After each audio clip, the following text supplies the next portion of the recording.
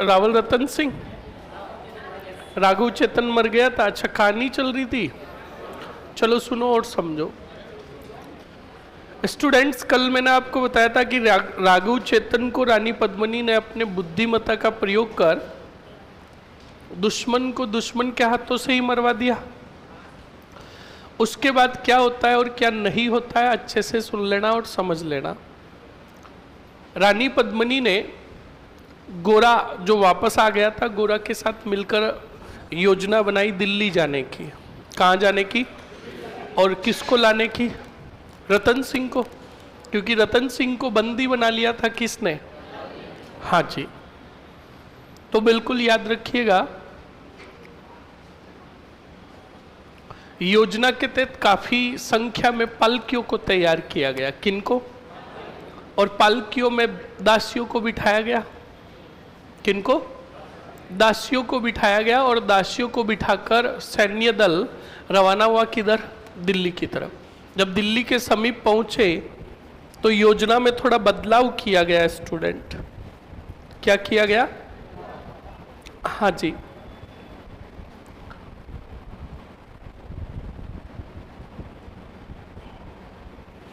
योजना में थोड़ा बदलाव किया गया। क्या किया गया? सुनना। पालकियां जो बनी हुई थी वो भालों और तलवारों से बनी हुई थी। किन से बनी हुई थी? भालों और तलवारों से बनी हुई थी। दूसरी बात आप याद रखोगे अच्छे से,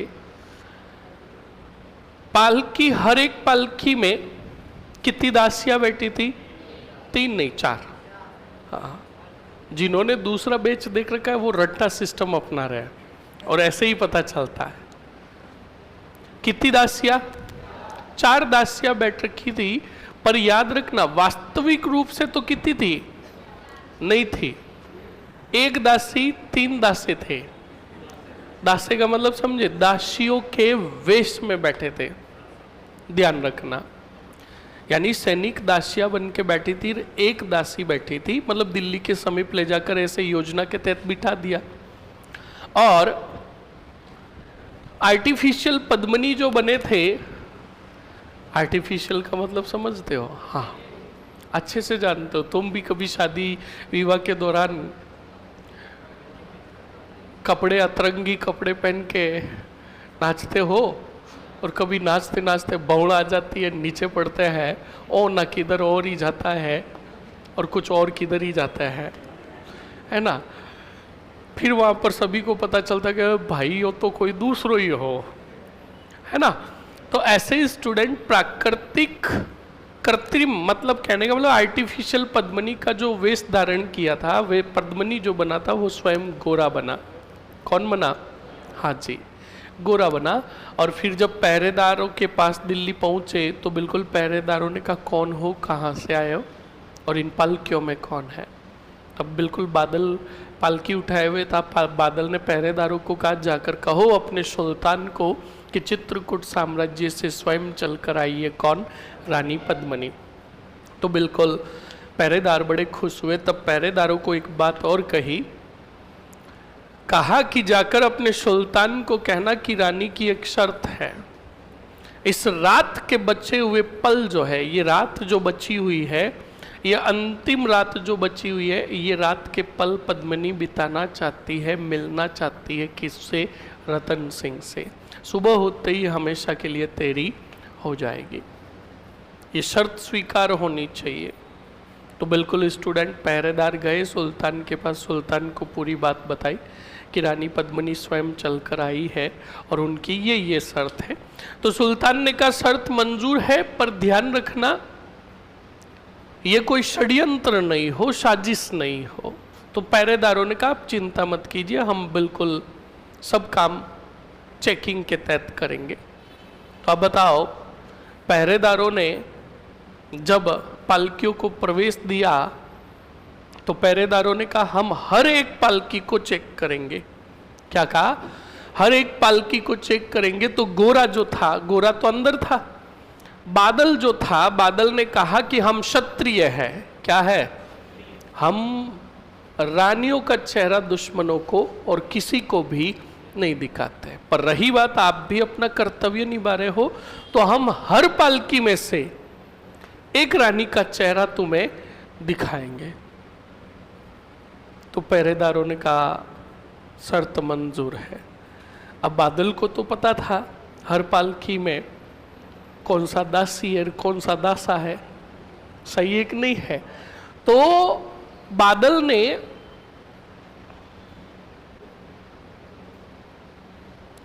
सर प्लीज स्टूडेंट से पूछ के बताइए प्लीज, जनरल जी के टॉपिक पढ़ाए या नहीं?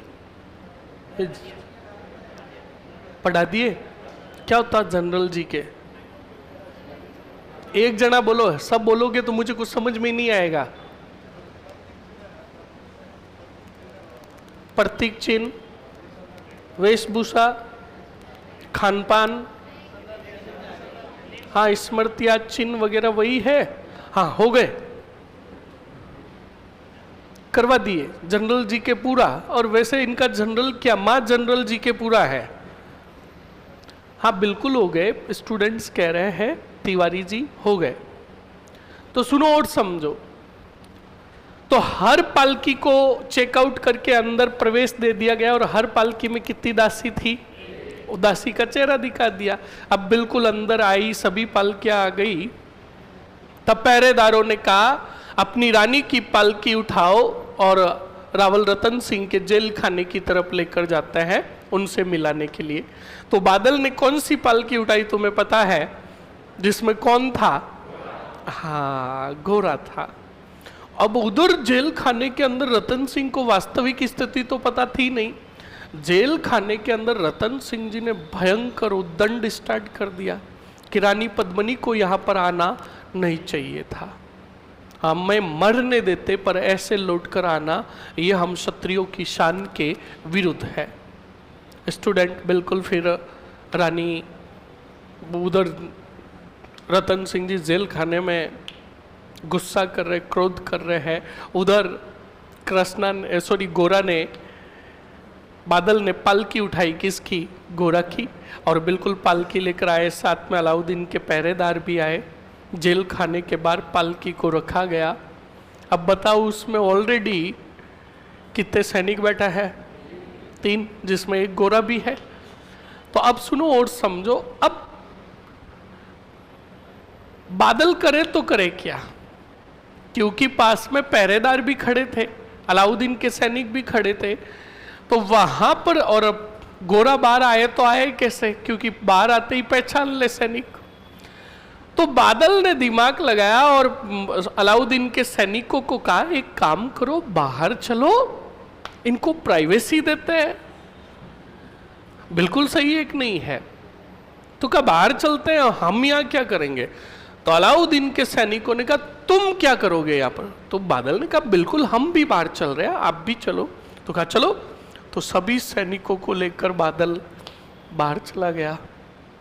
अब इधर रतन सिंह जी जेल में तुम तड़ाम कर रहे हैं, क्यों आई तो क्यों आई। अब उधर पालकी से पल्लू हटका, अंदर से निकली कौन? रानी पद्मिनी। हाँ अरे हमें पता है ये बात, रतन सिंह को थोड़ी पता है। तो अंदर से निकली, बताओ कौन? ज्यों ही रानी निकली तो रतन सिंह जी ने रानी को देखा तो कहा रानी, सही है, इतना असर।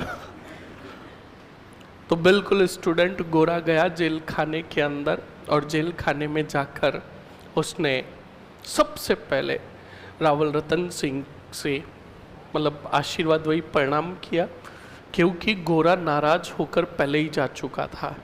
और यहाँ पर एक इमोशनल भावुक करने वाला दृश्य ही देखो। गोरा ने जाकर बिल्कुल रतन सिंह के पैर छुए और कहा कि मैं आपका विश्वस्त सेना नायक रावल रतन सिंह जी, मैं हूँ आपका विश्वस्त सेना नायक गोरा। आपके व्यवहार से मैं नाराज हुआ था, पर आज भी मेरी रगों में चित्रकूट साम्राज्य के लिए रक्त दौड़ रहा है। चित्रकूट साम्राज्य के लिए जब भी जरूरत पड़ेगी तो ये विश्वस्त गोरा अपने प्राण त्याग कर चित्रकूट के इतिहास को हमेशा बचाए रखेगा। जब ये बात कही तो रतन सिंह की आंखों में क्या आ गए, आंसू आ गए। गोरा को बिल्कुल खड़ा किया और गले लगाया, और गोरा ने बिल्कुल रतन सिंह को जेल खाने से बाहर निकाला।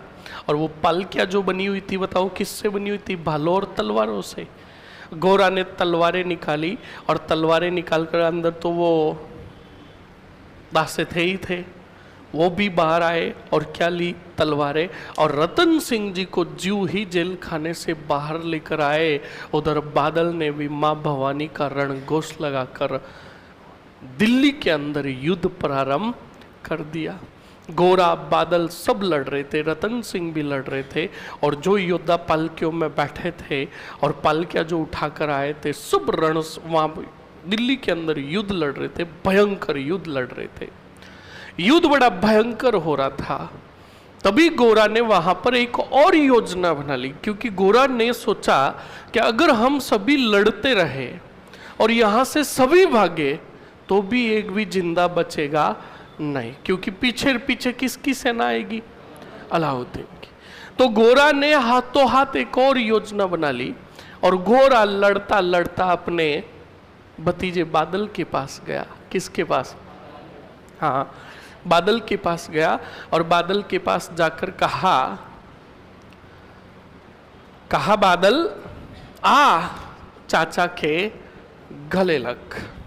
तो स्टूडेंट याद रखिएगा, बादल गले लगने लगा, गले लगा, तब कहा क्या बात है, आज तो गोरा जी को हम पर बड़ा प्रेम आ रहा है। पर समझ नहीं पा रहा था कौन बादल के होने वाला क्या है। जब गले लगा और गले लग के हटा, तो गोरा की आंखों में क्या था? आंसू थे। आंसू देखे, और आंसू देखकर सीधा गोरा, मतलब बादल को कहा गोरा ने, आंसुओं के साथ कहा बादल, ये तुम्हारे विश्वस्त और वरिष्ठ सेनानायक का आदेश है कि तुम अपने सैनिकों सहित रावल को लेकर और रानी को लेकर चित्रकूट पहुंचो। कहाँ पहुंचो? हम दुश्मन को रोकने के लिए कहाँ रुकेंगे?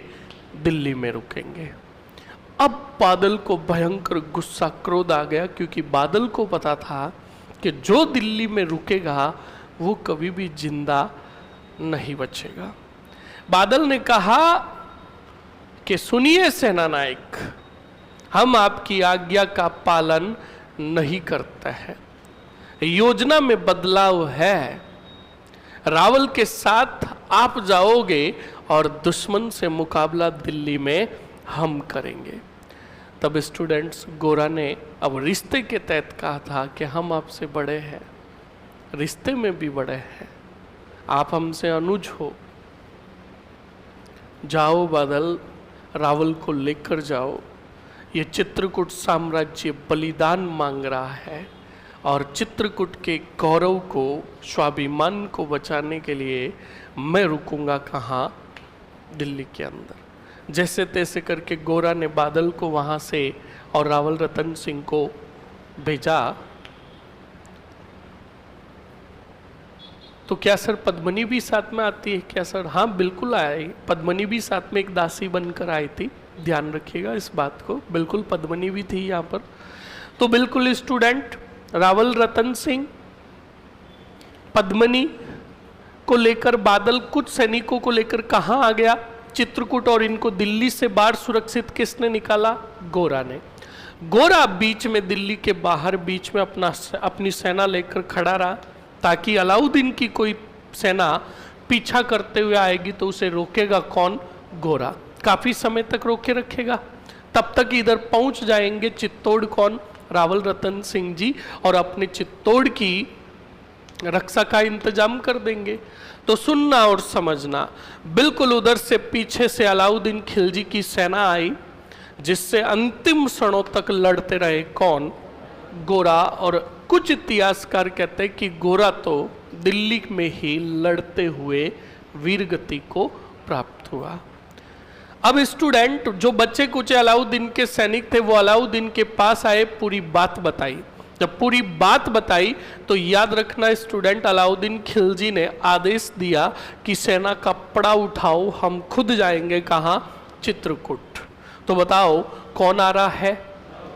विशाल सेना लेकर आया चित्तौड़ और 28 जनवरी 1303 को। बोलो कब? बोलो 28 जनवरी 1303 को चित्तौड़ दुर्ग की घेराबंदी की। क्या की? इसके पहले रावल रतन सिंह जी आ गए, चित्तौड़ दुर्ग की रक्षा की और उन्होंने जितने कितने भी ठिकाने के सरदार सामंत जो थे उनको सैन्य दल सहित बुला लिया। कहाँ? चित्तौड़। और सिसोदा के राणा को भी पत्र भेजा। बताओ किसको पत्र भेजा? हाँ, सिसोदा के राणा जो थे, ध्यान रखना, वो थे लक्ष्मण सिंह। कौन थे? लक्ष्मण सिंह अपने 7 पुत्रों और अपनी पूरी सेना को लेकर चित्तौड़ आ गए। अब लगभग 6 से 7 महीने तक घेराबंदी चली। इस घेराबंदी में छोटे मोटे खूब सारे युद्ध हुए। कभी रावल रतन सिंह की सेना जीतती तो कभी अलाउद्दीन खिलजी की सेना जीतती, पर इन छोटे मोटे युद्धों में बड़ी सती हो गई। किसको? ध्यान रखिएगा, रावल रतन सिंह को। सिसोदा के जो राणा लक्ष्मण सिंह थे वो 7 पुत्रों सहित लड़ते हुए वीरगति को प्राप्त हुए। कितने पुत्रों सहित? हाँ जी। उसके बाद दुर्ग में रसद सामग्री की कमी हुई। तब रावल रतन सिंह ने ऐलान किया, घोषणा की कि अब होगा क्या? केसरिया। उधर रानी पद्मिनी के नेतृत्व में किसका ऐलान हुआ? जौहर का ऐलान हुआ। तो स्टूडेंट याद रखिएगा, तारीख थी 26 अगस्त 1303। कितनी थी? 26 अगस्त 1303 को अलाउद्दीन खिलजी का चित्तौड़ पर क्या हो गया? अधिकार हो गया और रावल रतन सिंह ने लड़ते हुए केसरिया किया और रानी पद्मिनी के नेतृत्व में क्या हुआ? जौहर। ये चित्तौड़ का कितवा शाखा था? प्रथम शाखा, किंतु राजस्थान का दूसरा, किंतु सबसे बड़ा पहला शाखा था। यानी रणथंभौर से भी बड़ा शाखा कहाँ हुआ? चित्तौड़ में। तो राजस्थान में क्रम में देखे तो कितवा था और सबसे बड़ा पूछ ले तो, और चित्तौड़ का कितवा? पहला। अब बताओ पूरा कंप्लीट हुआ कि नहीं हुआ? अब सुनो और समझो। अलाउद्दीन खिलजी ने चित्तौड़ को विजित करके इसका नाम अपने पुत्र के नाम पर खिजराबाद रखा और कार्यभार भी किसको सौंपा? खिजर खां को सौंपा। किसको सौंपा? अरे बोलो, इस बात को ध्यान रखिएगा। कंप्लीट ना? तो ये हो गया आपके रावल रतन सिंह का पॉइंट। लिख ले जल्दी से, हेडिंग डालो रावल रतन सिंह। रावल रतन सिंह। कारण लिख लिए थे? लिख लिए ना? सीधा लिखो पॉइंट। अलाउद्दीन खिलजी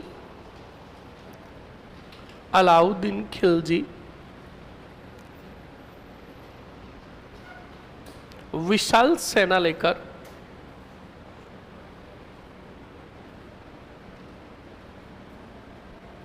अलाउद्दीन खिलजी विशाल सेना लेकर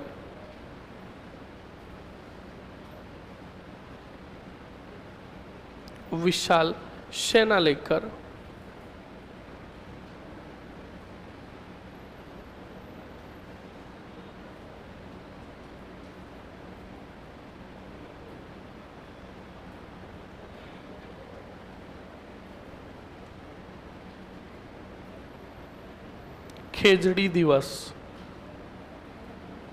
कब मनाया जाता है रे? बोलो। हाँ जी। किसी को कंफ्यूज था, सवाल पूछा स्टूडेंट ने कि सर कंफ्यूजन है, कब मनाया जाता है, 21 को या 12 को? तो कब मनाया जाता है? 12 सितंबर को। लिखो जल्दी से, क्या लिखा आपने? अलाउद्दीन खिलजी विशाल सेना लेकर चित्तौड़ आया।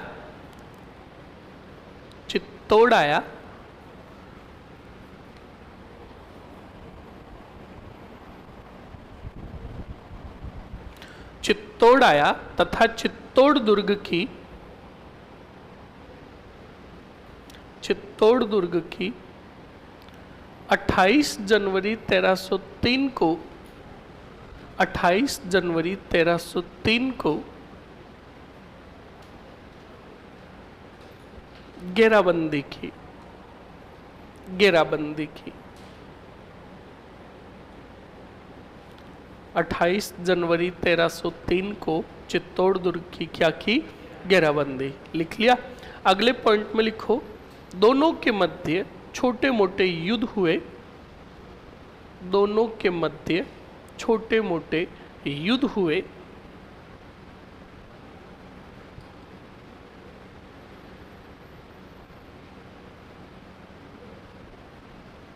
दोनों के मध्य छोटे मोटे क्या हुए? युद्ध हुए। किंतु इन युद्धों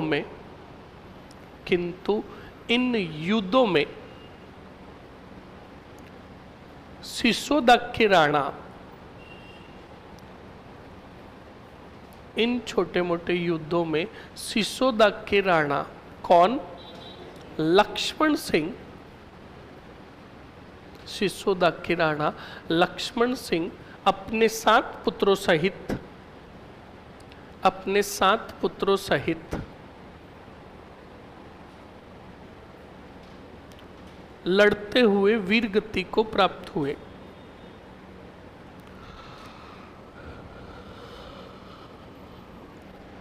लड़ते हुए वीर गति को प्राप्त हुए। लिख लिया? लिख लिया ना? अगले पॉइंट में लिखो स्टूडेंट,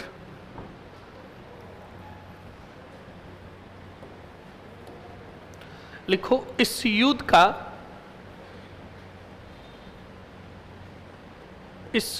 का आंखों देखा वर्णन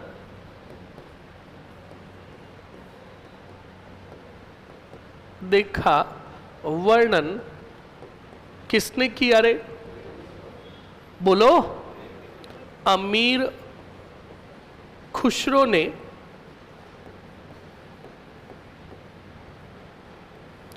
कौन से ग्रंथ में किया? अमीर खुसरो ने, बोलो, खजाइनुल, जो ऑप्शंस में ही नहीं है, तारीख ए अलाई में किया। तारीख ए अलाई। अगर ये ऑप्शंस में नहीं मिले तब आप लिखोगे, राइट करोगे, खजाइनुल फुतुहु।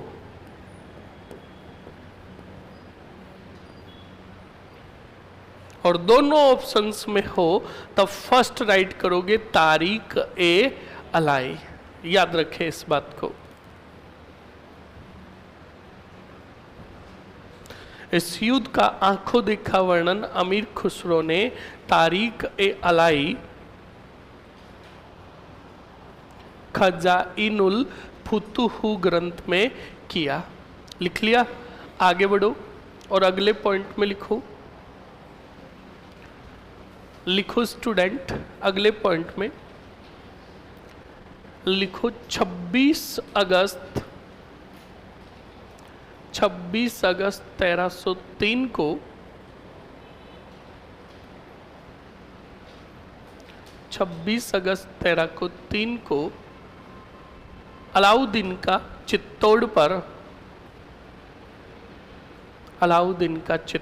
पर अधिकार हुआ। चित्तौड़ पर अधिकार हुआ। रावल रतन सिंह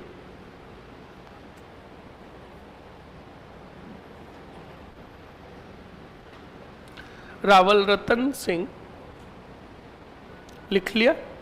आगे लिखो, रावल रतन सिंह सेनानायक गोरा व बादल, सेनानायक गोरा व बादल के नेतृत्व में बताओ क्या हुआ?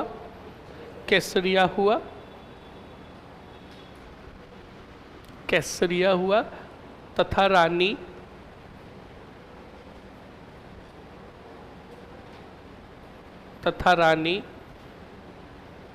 पद्मनी के नेतृत्व में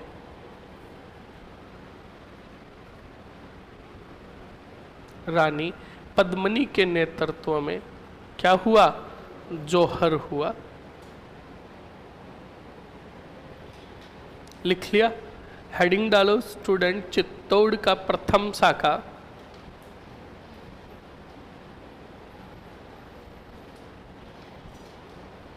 चित्तौड़ का प्रथम शाखा, फास्टली लिखो। चित्तौड़ का प्रथम शाखा। एक तरफ लिखो, पहले आगे तारीख लिख दो, जिनकी एग्जिट तारीख मिलती है वो तारीखें लिख दो। तारीख लिखो कितनी? बिल्कुल लिख दो, 26 अगस्त 1303। एक तरफ रावल रतन सिंह, दूसरी तरफ अलाउद्दीन खिलजी।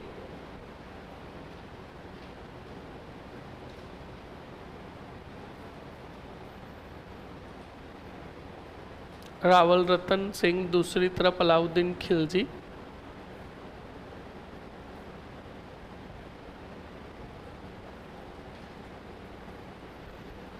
लिख दिया? अरे लिख लिया ना? हाँ जी। अलाउद्दीन से एरो निकाल कर लिखो विजय।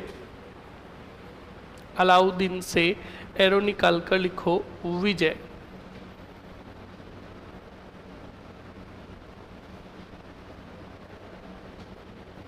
नेक्स्ट अगले पॉइंट में लिखो स्टूडेंट, अलाउद्दीन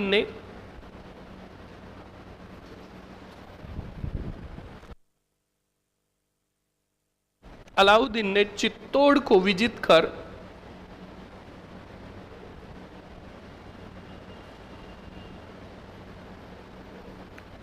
अलाउद्दीन ने चित्तौड़ को विजित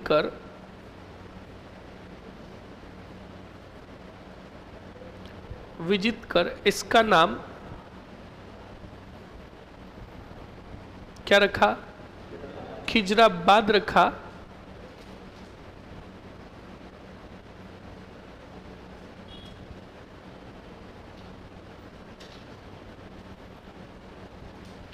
खिजराबाद रखा।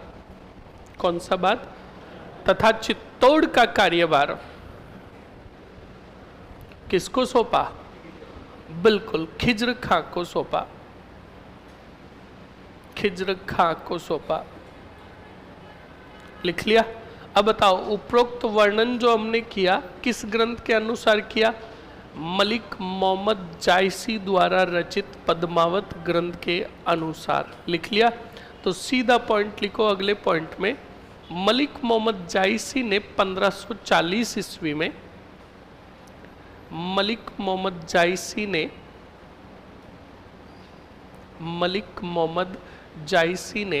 1540 ईस्वी में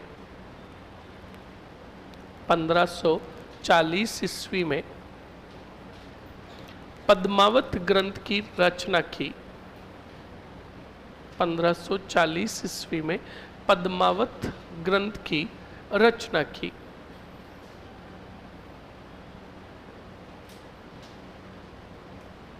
कौन से ग्रंथ की? पद्मावत ग्रंथ की रचना की। लिख लिया? अरे लिख लिया ना? ओके, ये हो गया रावल रतन सिंह। अब पद्मनी लिख लो, पद्मनी का भी परिचय लिख लो। हेडिंग डालो रानी पद्मनी। रानी पद्मनी के 3 से 4 पॉइंट लिख लो। रानी पद्मनी, बताओ रानी पद्मनी पुत्री किसकी थी और गंधर्वसेन राजा कहाँ का था? तो लिखो सिंहलदीप के राजा गंधर्वसेन की पुत्री। सिंहलदीप के राजा सिंहलदीप के राजा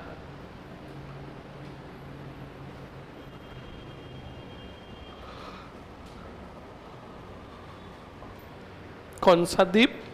सिंहलदीप के राजा गंधर्वसेन की पुत्री,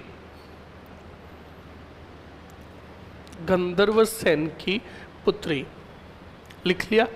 दूसरा पॉइंट लिखो, विवाह। विवाह किसके साथ हुआ? रावल रतन सिंह के साथ।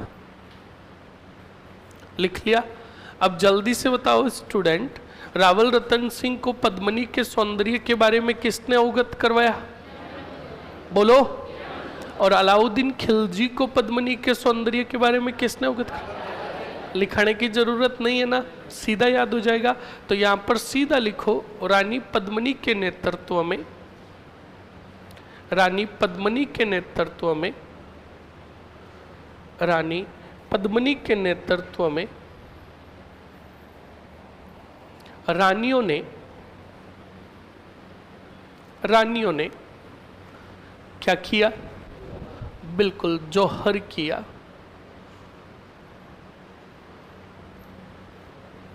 लिख लिया? अरे लिख लिया ना। अब बोर्ड पर देखो और समझो आगे क्या होगा और क्या नहीं होगा। अच्छे से सुनिएगा और समझिएगा। स्टूडेंट पहले सुनो और समझो। ये यहां पर मैं 2 भाग कर रहा हूं। 2 भाग का मतलब बोर्ड को तोड़ नहीं रहा हूं, 2 साम्राज्य बना रहा हूं। इधर है ली दिल्ली, और दिल्ली में शासक है, जल्दी से बताओ कौन? अलाउद्दीन। और इधर है हमारे वाड़ ही वाड़, मेवाड़। ओके। और इधर है कौन सी जागीर? सिसोदा। बताओ कौन सी? अब सुनते रहो और समझते रहो। पहले मेवाड़ में अधिकार किसका? भी खिज्र खां का। बोलो किसका? अरे बोलो। हाँ जी, खिज्र खां का। खिज्र खां के पास चित्तौड़ कब से कब रहा? 1303 से 1316। कब से कब तक? हाँ, 1303 से 1316 तक चित्तौड़ रहा। चित्तौड़ का कार्यभार किसके पास रहा? खिज्र खां के पास। 1316 में अलाउद्दीन बड़ा भयंकर बीमार पड़ गया। क्या पड़ गया? अरे बोलो।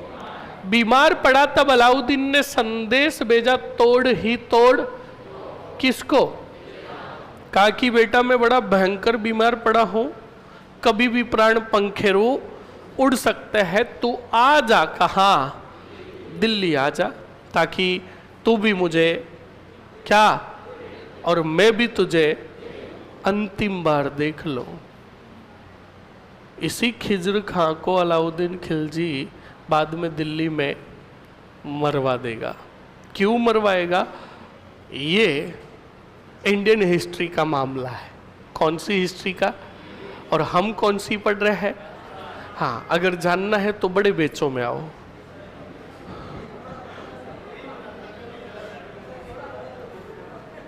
जूते पड़ेंगे के बेटे कह रहे थोड़ा सा बता दो। हाँ, थोड़ा सा ही तो बताया कि इसको बाद में मरवा देगा कौन?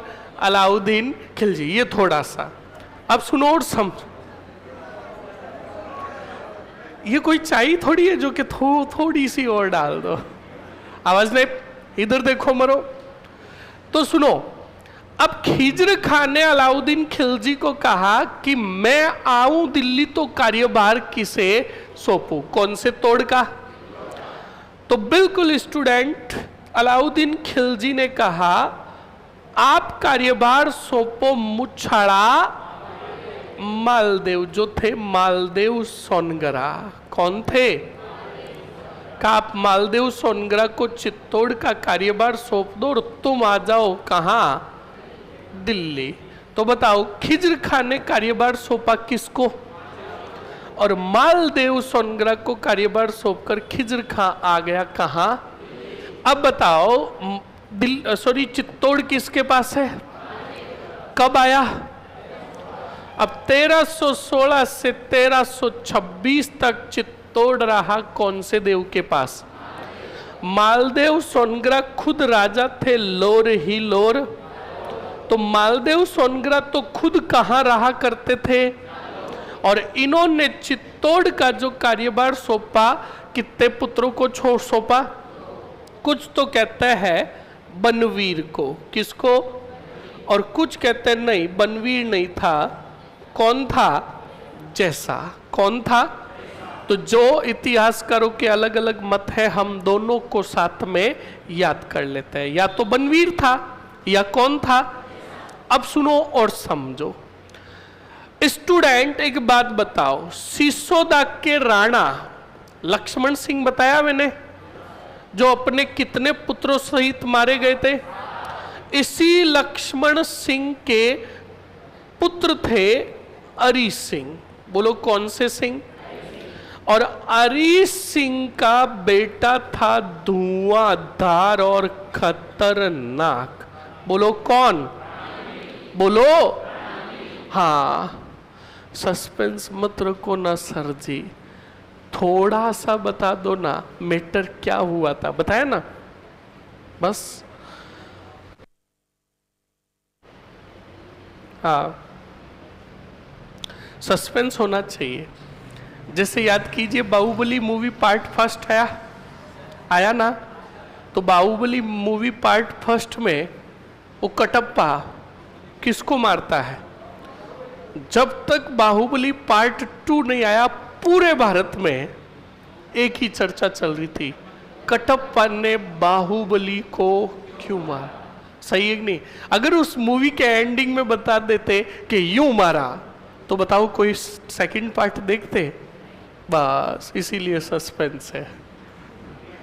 अगर तुम सस्पेंस अपना दूर करना चाहते हो तो हाँ, बड़े होनहार हो तुम, बड़े समझदार हो। इधर आ जाओ, बताओ लक्ष्मण सिंह का पोता कौन? बोलो। राणा हमीर अपने दादा और 7 चाचाओं का क्या लेना चाहता था? और बदला कहां से और किससे लेगा? जो चित्तौड़ में होगा। सही है कि नहीं है? तो बिल्कुल राणा हमीर 1326 में सेना लेकर आए, तोड़ ही तोड़। पराजित किया कौन से वीर को, या फिर पराजित किया किसको? बोलो। और 1326 में अधिकार हो गया, बताओ कौन से तोड़ पर? किसका? बोलो। तो देखो, पहले तो चित्तौड़ में शाखा चल रही थी कौन सी, अब चल रही है कौन सी? तो तुम्हें एग्जामिनर सवाल पूछेगा कि राणा शाखा का संस्थापक कौन? अरे बोलो, जोर से बोलो।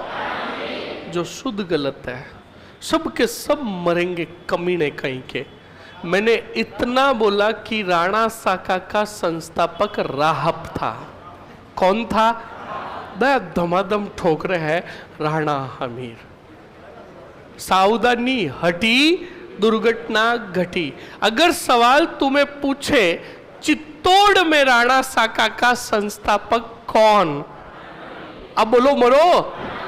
नहीं बोलेंगे, क्या पता और 3 बार बोला करके कि सब के सब मरोगे। अरे भाई यही तो बात है। सुनो, अपनी कॉपी में देखना, मैंने रण सिंह कर्ण सिंह के समय 2 डायग्राम बनाए और वहां पर लिखाया भी था राहब।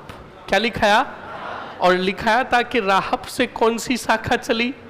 तो बताओ राणा शाखा का संस्थापक कौन? तो क्यों ठोका मरा हमीर? चित्तौड़ में राणा शाखा का संस्थापक पूछे तो कौन? बोलो बोलो। हाँ, राणा शाखा पूछ ले या सिसोदिया शाखा का चित्तौड़ में संस्थापक पूछ ले तो कौन? समझ में आया कि नहीं आया? अब राणा हमीर को पूरा यहीं पर समझा दो। अब सुनो, राणा हमीर के पास आ गया तोड़ ही तोड़। तो देखो 1303 से लेकर 1326 तक 23 वर्षों तक चित्तौड़ किसके अधीन रहा? बोलो। अब दिल्ली में सत्ता चेंज हो गई, खिलजियों को पराजित करके दिल्ली पर अधिकार हो गया। बताओ किनका? और तुगलकों का शासक बना मोहम्मद बिन तुगलक। बोलो कौन? हाँ, मोहम्मद बिन तुगलक शासक बना। तब इसी मोहम्मद बिन तुगलक ने कहा कि दिल्ली के अधीन था तोड़ ही तोड़ चित्तौड़। कितने वर्षों से? अब अधिकार कर लिया चित्तौड़ पर किसने? तो का विशाल सेना का पड़ा उठाओ, हम लड़ने जाएंगे किससे? तो बताओ राणा हमीर और मोहम्मद बिन तुगलक के बीच में धुआंधार और खतरनाक क्या हुआ? बोलो। युद्ध हुआ। यही युद्ध कहलाया गोली ही गोली। बोलो कौन सी गोली? और इस सिंगोली के युद्ध में विजय हुए कौन? कौन? उसके बाद हम आगे राजाओं में पढ़ेंगे एक राजा राणा कुंभा। क्या पढ़ेंगे? राणा कुंभा ने एक टीका लिखा जिसका नाम था रसिक प्रिया टीका। कौन सा टीका? अरे बोलो। रसिक प्रिया नामक टीका में राणा हमीर को कुंभा ने कहा वीर राजा। कौन सा राजा? कौन सा राजा? बोलो। अब सोचो 23 वर्षों तक दिल्ली के अधीन रहा कौन सा तोड़? वापस अधिकार किया किसने? राणा हमीर ने। इसलिए राणा हमीर को याद रखिएगा, राजाओं में कहा गया मेवाड़ का उद्धारक। क्या कहा गया? और बताओ चित्तौड़ दिल्ली के अधीन था। इस विकट समय में लड़ा कौन? राणा हमीर। और राणा हमीर लड़के चित्तौड़ को वापस जीता तो इसे कीर्ति स्तंभ प्रशस्ति में कहा गया विषम घाटी पंचानन। कौन सा नन? पंचानन, जिसको हिंदी में कहा जाता है विकट समय में सिंह के सदृश दिखने वाला या लड़ने वाला।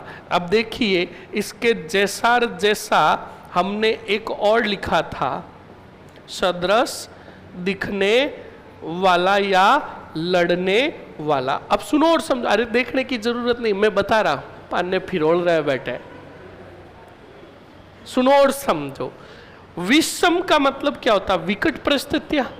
तो विषम का मतलब विकट समय में सिंह के सदृश लड़ा पूछे तो वो था राणा हमीर। कौन था? सिंपल पूछे सिंह के सदृश दिखने वाला या लड़ने वाला, वो था समर सिंह। कौन सा सिंह? बोलो। तो बताओ सावधानी हटी। देख लो, एक शब्द लगते ही, विकट समय लगते ही उत्तर पूरा चेंज। याद रखना, एग्जामिनर तो पूछेगा विकट समय में सिंह के सदृश कौन लड़ा, और ए ओस्पन में देगा समर सिंह। छोरे ठोकराएंगे समर सिंह और बाहर आकर कहेंगे यस सिलेक्शन है। क्या है? बताओ सिलेक्शन होगा क्या? हाँ, आंसर की आएगा तो बेटा रीट लगाएगा कि मैं इस पे रीट लगाऊंगा। ये सवाल गलत है भाई, सवाल सही है, तू गलत है। समझ में आया कि नहीं आया? बोलो समझ में आया। ये हो गया राणा हमीर। लिख ले कॉपी में। अरे लिख ले, क्या छापो मरो। राप था सर, राप। हाँ, बाद में छत से कूद गए, घर से कूद गए, और कूदने के बाद चिल्ला रहे हो नहीं मैं जीना चाहता हूं भगवान, जीना चाहता हूं। भगवान कहेंगे नहीं तू ऊपर आ जा, घना जी लिया। समझ में आया कि नहीं आया? इस बात को ध्यान रखे। पहले ध्यान रखना चाहिए ना, 3 बार तो ठोक दिया राणा हमीर, राणा हमीर। और मैंने तुमसे बुलाया भी कितनी बार? इसलिए बुलाया, सुन लो। यानी गलती यहां पर कर देना, एग्जाम में ऐसी गलती मत करना। एग्जाम में अगर गलती की तो 7 वर्षों तक दुख होगा। कितने वर्षों तक? क्योंकि 3rd ग्रेड की वैकेंसी आती तो है पर कंप्लीट एक कितने सालों में होती है? 5 से 7 सालों में। समझ में आया कि नहीं आया? इसलिए सावधान रहे, सतर्क रहे और अच्छे से पढ़ते रहे। तुम क्या सोच रहे हो कि वैकेंसी कल आ जाएगी? मस्त रहो, अब अनुमान लगा लो। हाँ, आप में से तो कुछ योद्धा ऐसे होंगे जिनके, समझ रहे हो ना? समझ रहे हो? हाँ, 5 सालों में बहुत कुछ बदल जाएगा। हाँ, लिखो मरो, टेंशन मत लो, पितरी रहोगे तो। लिखो जल्दी से। लास्ट पॉइंट बताओ क्या लिखा आपने? रानी पद्मिनी लिख लिया, खिज्र खान लिख लिया? अरे लिख लिया ना। एक पॉइंट लिखो, 1303 से 1316 तक। 1303 से 1316 तक। आज वो शांतिलाल जी नहीं आए, दिखाई नहीं दिए। हाँ आए, आपका आना जरूरी है। हाँ,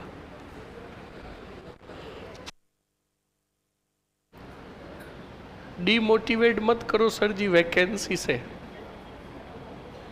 उसी पे टिके हुए हैं डटकर, कोई बात नहीं।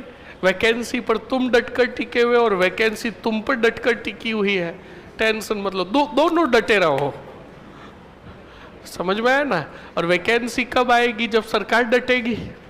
सरकार तो खुद अभी सरकार बनाने में लगी हुई है, सही है।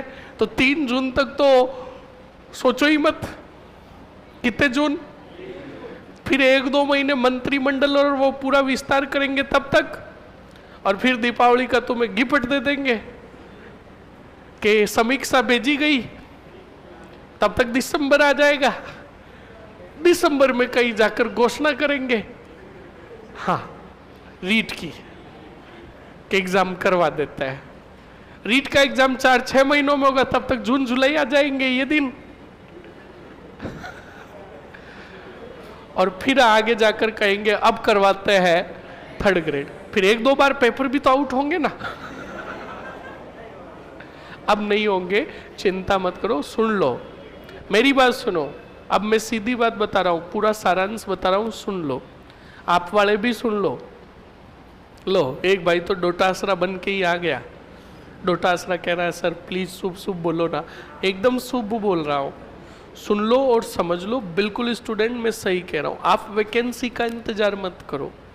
वैकेंसी चाहे 1 साल बाद आए, चाहे 7 महीने बाद आए, सुन लेना अच्छे से।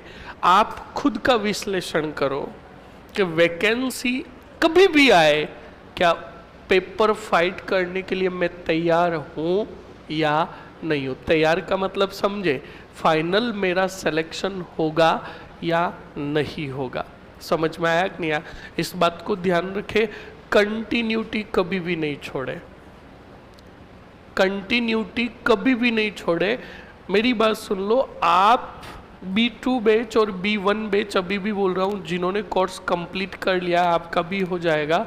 कोर्स कंप्लीट करने के बाद जो जोधपुर से बाहर के, कौन कौन है जोधपुर से बाहर, शहर जोधपुर शहर से ही बाहर के, तो सुन लो।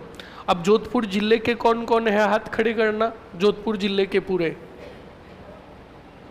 जोधपुर जिले में मतलब आसपास के जितने भी गांव आते हैं पूरे, तो सुन लो। आप जो भी हो अच्छे से सुन लेना। कोर्स कंप्लीट होने के बाद मैं तो कहता हूं जोधपुर में ही रहो तुम। रीजन सुनो, क्योंकि यहां पर रहोगे तो तुम्हारे पास सिर्फ एक ही काम होगा, स्टडी। घर पर जाओगे, अभी बोल रहा हूं, घर पर कभी भी पढ़ाई नहीं होती, क्योंकि घर पर एक तो अपनापन होता है, स्पष्ट कह रहा हूं। सेकंड, हद से भी ज्यादा काम होता है। थर्ड, पारिवारिक समस्याएं होती है। एक कोई भी ऐसी घटना के बारे में हमें पता चलता है तो माइंड पूरा डाइवर्ट हो जाता है। समझ में आया कि नहीं आया? इसलिए मेरा तो पहली बात तो यही कहना है कि अगर घर की कंडीशन है, आप अच्छे से पढ़ सकते हो और आप पढ़ाई कर भी सकते हो, तो आप घर से लगभग गृह त्यागी। समझ में आया कि नहीं आया? और लगता है कि नहीं मेरे घर की कंडीशन नहीं है, तो आप सबसे बढ़िया काम करो कि गांव तो चले जाओ, पर गांव के जस्ट पास में या आपके गांव के अंदर अगर लाइब्रेरी है, या गांव में लाइब्रेरी नहीं है तो सुनो, 7 किलोमीटर 8 किलोमीटर दूर लाइब्रेरी है, आप बिल्कुल जाओ। यही समझो कि मेरी तो क्या चल रही है, कोचिंग, और 7 किलोमीटर दूर जाओ। सुबह 7 बजे या 8 बजे टाइम तुम तय कर लो कि 8 से 2 बजे तक तो मैं लाइब्रेरी में बैठकर पढ़ाई करूंगा, फिर आराम से घर का काम भी कर लो और दूसरी वाली चीजें भी सभी सही है। अभी भी बोल रहा हूं एक शब्द, कंटिन्यूटी। कंटिन्यू रहे, निरंतर अगर स्टडी से जुड़े रहे तो तुम्हारा सिलेक्शन कोई भी नहीं रोक सकता। ध्यान रखें इस बात को, कंटिन्यू रखना और अच्छे से पढ़ाई करते रहना। चाहे 1 साल बाद वैकेंसी आओ, चाहे 3 महीने बाद आओ, तुम्हें कोई भी टेंशन नहीं रहेगी जब आपने पूर्णतः कोर्स कर लिया और कंटिन्यू क्या कर रहे हो, स्टडी कर रहे हो। समझ में आया कि नहीं आया? ध्यान रखें इस बात को। लिखो जल्दी से, लिखो लिखो। 1303 से 1316 तक चित्तौड़ खिजर खां के पास रहा।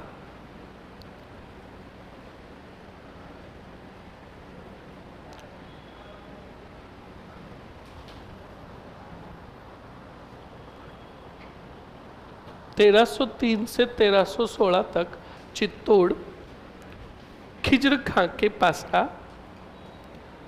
1316 में जब अलाउद्दीन खिलजी बीमार पड़ा,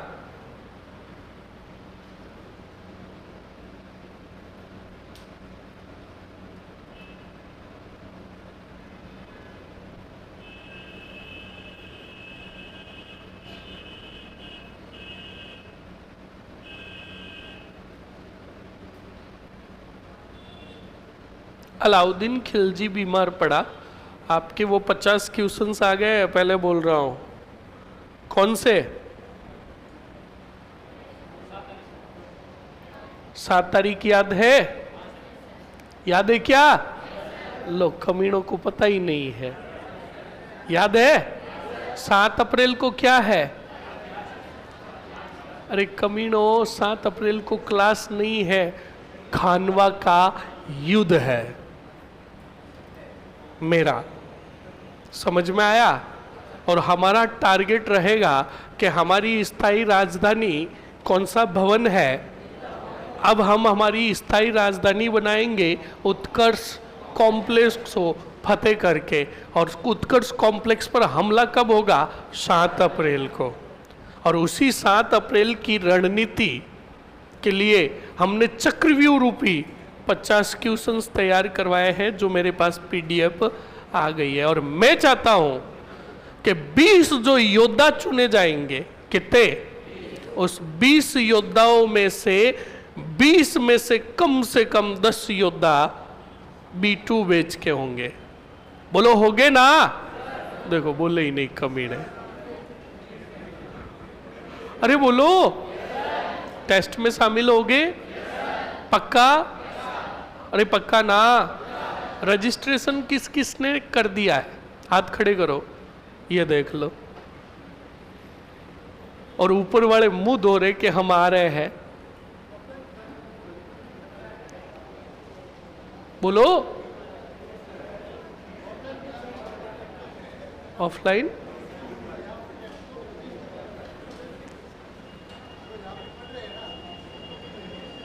कर दो तो तुम्हारी क्या फर्क पड़ रहा है?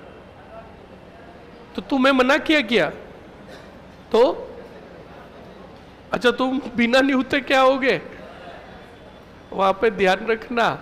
अभी भी बोल रहा हूं, सीटें अगर ज्यादा हो गई और रजिस्ट्रेशन तुम्हारा नहीं हो रखा तो तुम्हें ही भगाया जाएगा।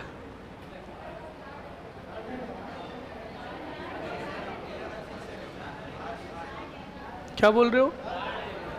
अच्छा, कार्ड का बोल रखा आपको?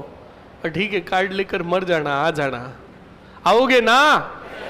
देखो स्टूडेंट, अभी भी बोल रहा हूँ, ये 50 क्वेश्चंस जो है एग्जाम की दृष्टि से महत्वपूर्ण है, जो मेरे पास आ चुके हैं। अभी इसको मैं बिल्कुल फाइनलाइज करके देखूंगा, पहले फाइनलाइज करके भेज दूंगा आगे, और वही फिर डिजिटल के माध्यम से आपको मिलेंगे। वही 8:30 बजे, आधे घंटे का आपको समय मिलेगा। फिर 12 बजे आपको, अगर निर्मल सर को भी मैंने न्योता दे दिया है, निर्मल सर अगर आएंगे तो जो टॉप 20 स्टूडेंट होंगे, जो 800 1000 में से जो भी आएंगे टॉपर्स, उनको निर्मल सर इनाम देंगे। इस बात को ध्यान रखें। कंप्लीट ना? अरे कंप्लीट ना? और स्टूडेंट्स, मैं तो आपको कहूँगा, आप तो आ ही रहे हो, आपके और भी कोई फ्रेंड सर्कल है जो कोचिंग में नहीं आ रहे, वो भी आ सकते हैं, पर ध्यान रखना उनका रजिस्ट्रेशन जरूरी है। और रजिस्ट्रेशन सपोज करो आपके फ़ोन से नहीं हो रहा है, तो आप पैनल फाइल देखते हो ना, उस पैनल फाइल के अंदर हेल्पलाइन नंबर लिखे हुए हैं। क्या लिखे हुए हैं? आप हेल्पलाइन नंबर पर फ़ोन कर दो और फ़ोन करके आप सूचना ले सकते हो। समझ में आया कि नहीं आया? अरे आया ना? अभी भी सुन लेना, अगर B2 बैच के स्टूडेंट्स वहाँ पर लो टॉप के अंदर जितने बैठे नहीं दिखे, टूपा दे दूंगा अगले दिन। ध्यान रखना, और हर एक मेरी नज़र में है। समझ में आया ना? जरूर आए, मेरा कहना तो यही है। आओगे ना?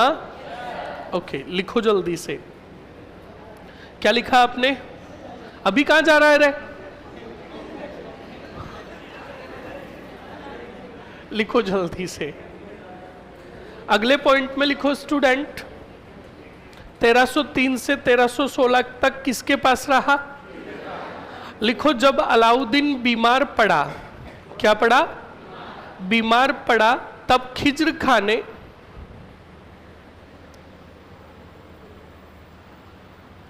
खान ने चित्तौड़ का कार्यभार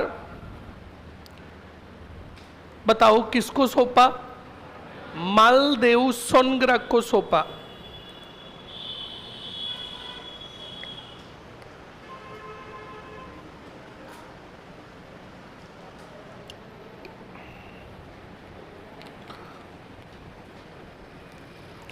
किसको सौंपा? मालदेव सोनग्रा को सौंपा। लिख लिया? लिखो मालदेव सोनग्रा के अधीन,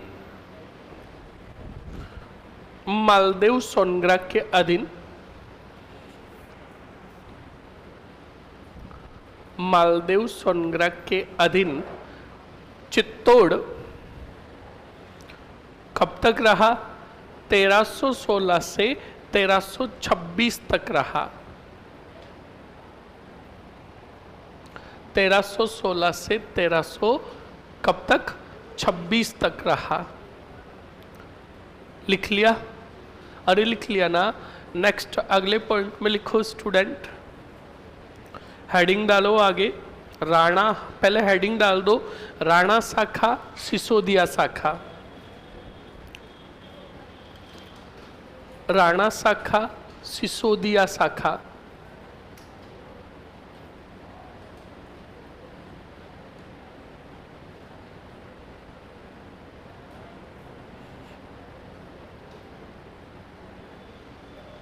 राणा शाखा, सिसोदिया शाखा।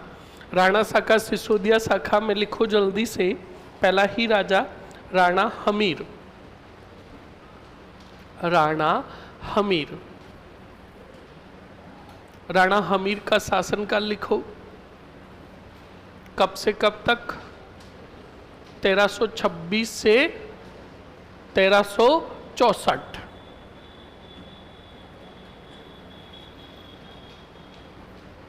लिख लिया? लिखो जल्दी से पहला ही पॉइंट, यह सिसोदा के राणा, यह सिसोदा के राणा, यह सिसोदा के राणा,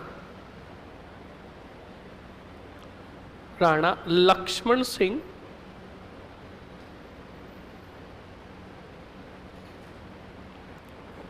के पोते व अरी सिंह के पुत्र थे। मेवाड़ का अंतिम राजा जिसने रावल की उपाधि ग्रहण की, अरे रावल की उपाधि ऐसे अंतिम ग्रहण नहीं की।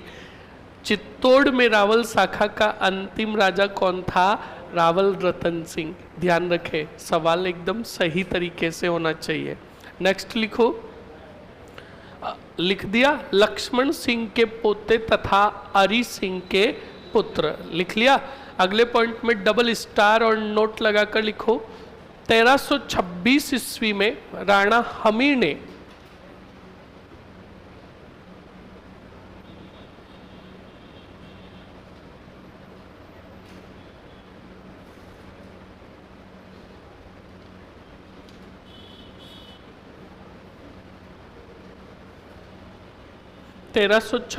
ईस्वी में राणा हमीर ने मालदेव सोनग्रा के पुत्र जैसा, मालदेव सोनग्रा के पुत्र जैसा ऑब्लिक करके बनवीर,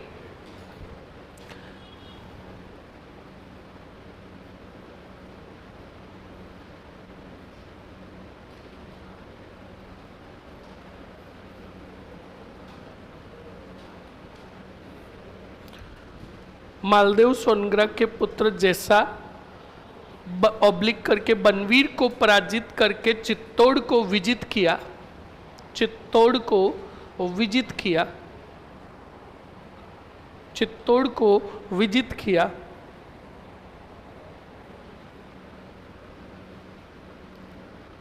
चित्तौड़ को विजित किया।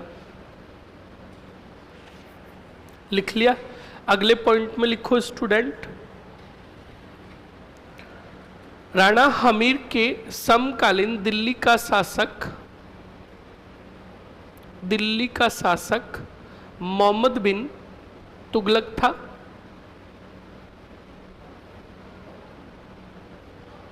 मोहम्मद बिन तुगलक था।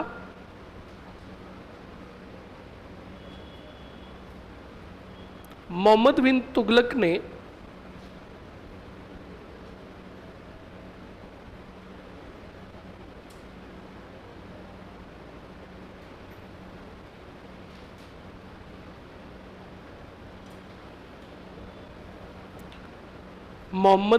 तुगलक ने चित्तौड़ पर आक्रमण किया।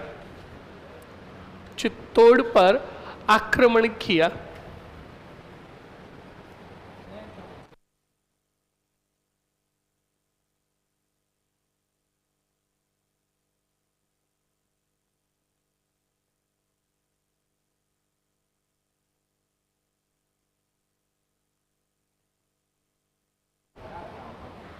लिख लिया? अरे लिख लिया ना? ओके, अब हेडिंग डालो स्टूडेंट, सिंगोली का युद्ध। कौन सी गोली? सिंगोली का युद्ध। सिंगोली युद्ध का एग्जिट सन नहीं मिलता है, इसलिए आप छोड़ दो। सिर्फ इतना ही याद रखना है, सिंगोली का युद्ध राणा हमीर वर्सेस मोहम्मद बिन तुगलक। परिणाम में लिखो किसकी विजय? राणा हमीर की विजय। उसके बाद लिखोगे इसी में स्टार और नोट लगाकर, राणा कुंभा ने रसिक प्रिया नामक टीका में, रसिक प्रिया नामक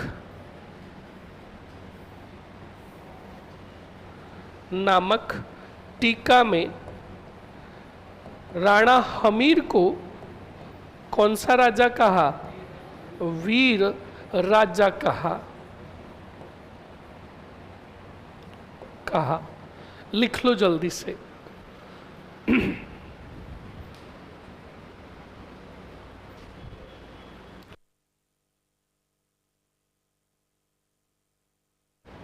कौन सा राजा कहा? वीर राजा कहा। अगले पॉइंट में लिखो स्टूडेंट,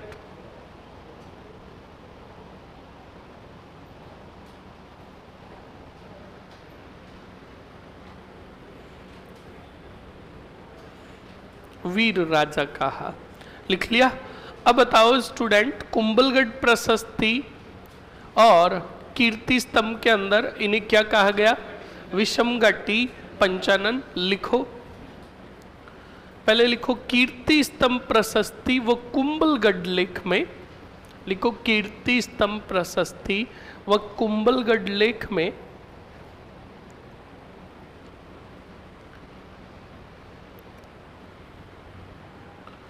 कीर्ति स्तंभ प्रशस्ति व कुंभलगढ़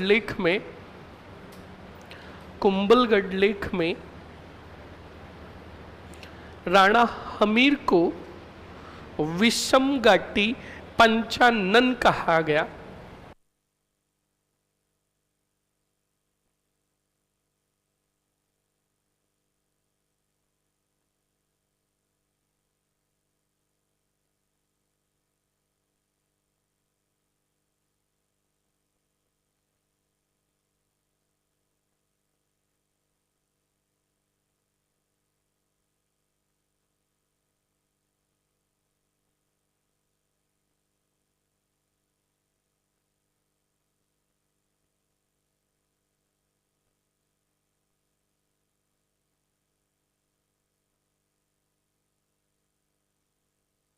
विषमघाटी पंचानन, और विषमघाटी के आगे ही लिख दो ताकि तुम्हें पता रहे। विकट समय में सिंह के सदृश लड़ने वाला।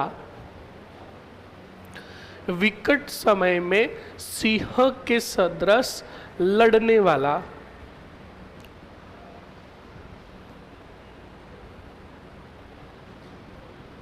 लिख लिया? अरे लिख लिया ना। बताओ इन्हें मेवाड़ का उद्धारक कहा गया? लिखो, राणा हमीर को मेवाड़ का उद्धारक कहा गया।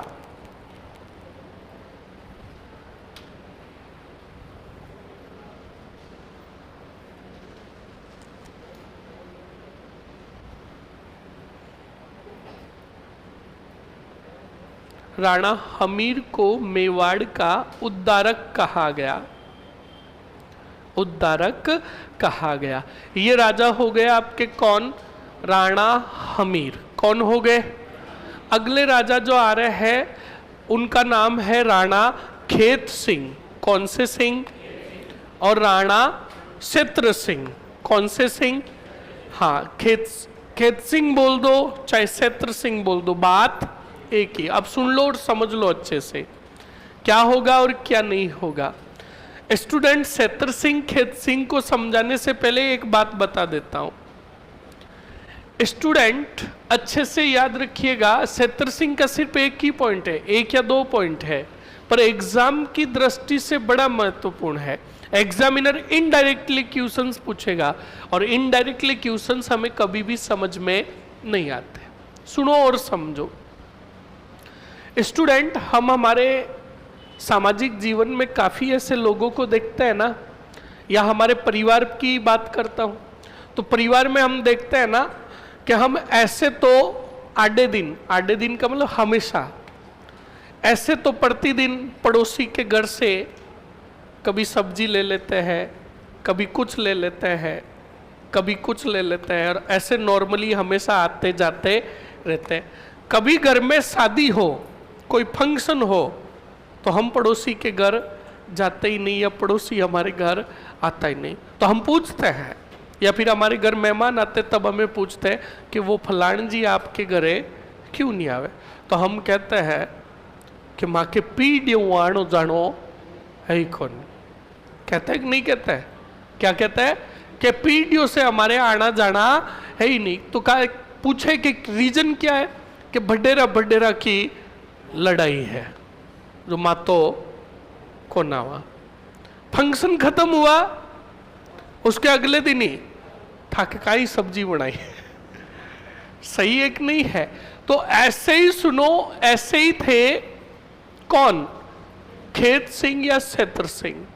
खेत सिंह क्षेत्र सिंह ने लड़ाई प्रारंभ की जो आगे पीढ़ियों तक चलती रही। वो लड़ाई किससे की वो सुनो और समझो। राणा खेत सिंह क्षेत्र सिंह राजा कहाँ के? मेवाड़ के। बोलो कौन से वाड़ के? देखो बोर्ड पर। मेवाड़ के राजा बताओ कौन है? खेत सिंह या राणा क्षेत्र सिंह। कौन से सिंह? क्षेत्र सिंह। अब सुनो और समझो अच्छे से। राणा खेत सिंह या क्षेत्र सिंह, आगे क्या होता है क्या नहीं होता है? खेत सिंह क्षेत्र सिंह क्या करता है? इनके समकालीन वाह रे वाह, कौन सा वाह? मालवा। मालवा में राजा होता है कौन? दिलावर खां गोरी। बताओ कौन होता है? कौन सी गोरी? अब खेत सिंह अटैक करते कौन से वाह पर, और दे धमाधम बछेड़ते हैं किसको? और मालवा के क्षेत्र को जीतकर किस में मिलाते हैं? बोलो।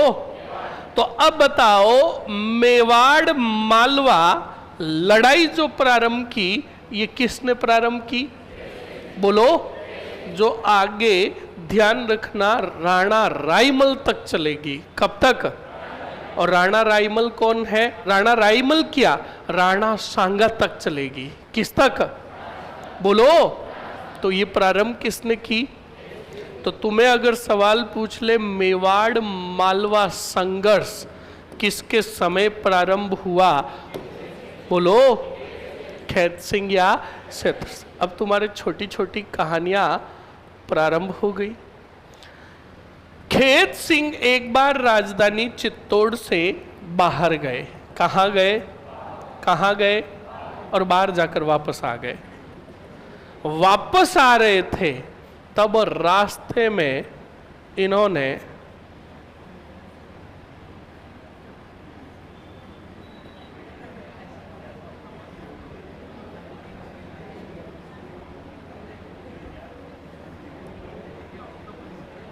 गजबन को देखा। किसको? यानी एक अति सौंदर्यवान इचतड़ी को नहीं, बस कि अति सौंदर्यवान इचतड़ी को देखा। यानी एक अति सौंदर्यवान औरत को, लड़की को, जो भी थी उसको देखा। तो बिल्कुल देखा तो ये पसंद आ गई। किसको? तो खेत सिंह जी ने बिल्कुल इसको कहा, ए क्या बोलती तो इसने कहा, पहले जवाब ऐसे नहीं दे, तुम लड़की हो जो बोल रहे हो मैं क्या बोलूं, इतनी तुम्हें फुर्ती क्यों है? और मैंने क्या कहा, बीच में अगर लब के लिए कोई भी बोला तो कहानियां सभी गायब। चाहते हो? हाँ, तो अपने मुंह को बंद रखे, वरना सभी कहानियां गायब कर दूंगा। तो बिल्कुल खेत सिंह जी ने कहा, क्या बोलती तुम? तो पहले जवाब जो दिया जाता है ना, वापस देख के जवाब दिया जाता है कि अगले का थोबड़ा कैसा है, पर्सनैलिटी कैसी है, समझ में आया कि नहीं आया? वरना जूतों का ढंग भी हो सकता है अगर ऐसे किसी को भी बोल दे तो। समझ में आया ना? तो वापस उसने देखा तो सामने राजा थे। कौन? खेत सिंह, सैतर सिंह। तो उसने भी शर्मा के बोला, मैं क्या बोलूं? तो फिर कहा ठीक है, फिर चलो हमारे तोड़ ही तोड़ चित्तौड़। सुनो, खेत सिंह जी बिल्कुल एक, ये समझ लो कि इनकी क्या थी, दासी थी। दासी बनी ये बाद में, इसको चित्तौड़ लेकर आ गए और इसी दासी से कितने पुत्र हुए? बोलो, 2 पुत्र हुए, जिसका नाम था, एक का चाचा, क्या नाम था? क्या नाम था? और दूसरे का नाम था, तो क्या नाम थे? बोलो। हाँ, आपका चाचा। आप कह रहे चाचा मेरा, हाँ बिल्कुल, चाचा और मेरा जो थे, कितने पुत्र हुए? ये 10 पुत्र थे। कौन से सिंह के? खेत सिंह, सैतर सिंह के। यहाँ पर ही बता दिए है, ध्यान रखना। यही चाचा मेरा आगे चलकर मौत के घाट उतारेंगे एक मेवाड़ के राजा को। अगर मैं वहां पर सीधा लिखा था तो तुम्हें पता ही नहीं चलता कि ये चाचा मेरा कौन थे। आपको सीधा पता चल गया कि चाचा मेरा राणा खेत सिंह के दासी पुत्र थे। समझ में आया कि नहीं आया? लिखो मरो। सर अलाउद्दीन का क्या हुआ? अलाउद्दीन जी दुनिया छोड़कर चले गए, बस। समझ में आया ना? अब तो तुगलकों का शासन, किनका? तुगलकों का। ध्यान रखे, लिखो जल्दी से। राणा खेत सिंह, सैतर सिंह, शासनकाल लिखो इनका। पिछले वाले का खत्म कब हुआ? बोलो। 64 कौन से? 1200 के 1364 लिखो। 1364 से 82, 1364 से 82,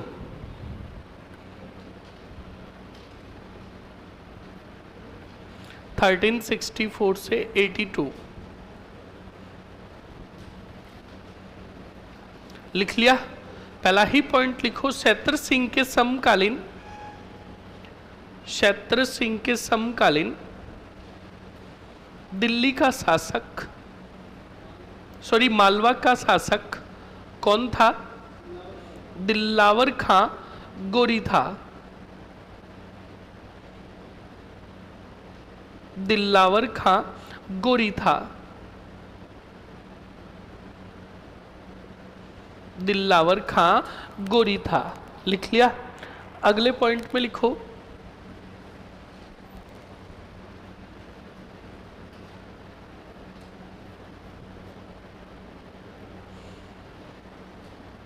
अगले पॉइंट में लिखो, दिल्लावर खां गोरी ने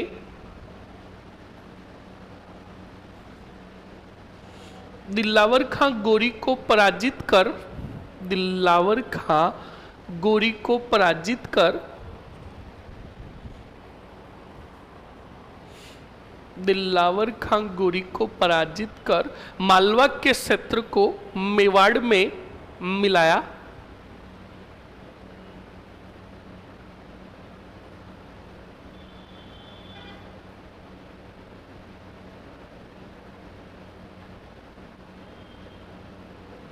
मेवाड़ के क्षेत्र में मिलाया। अब लिखो डबल स्टार और नोट लगाकर मेवाड़ मालवा संघर्ष, मेवाड़ मालवा संघर्ष किसके समय? बोलो। खेत सिंह के समय प्रारंभ हुआ। मेवाड़ मालवा संघर्ष खेत सिंह के समय प्रारंभ हुआ।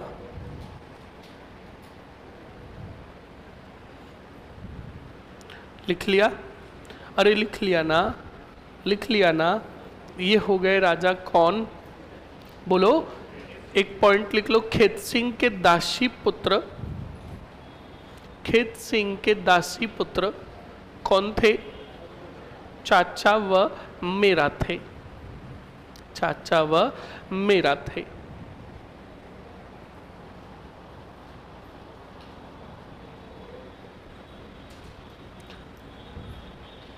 लिख लिया? आगे बढ़े, आगे बढ़े क्या?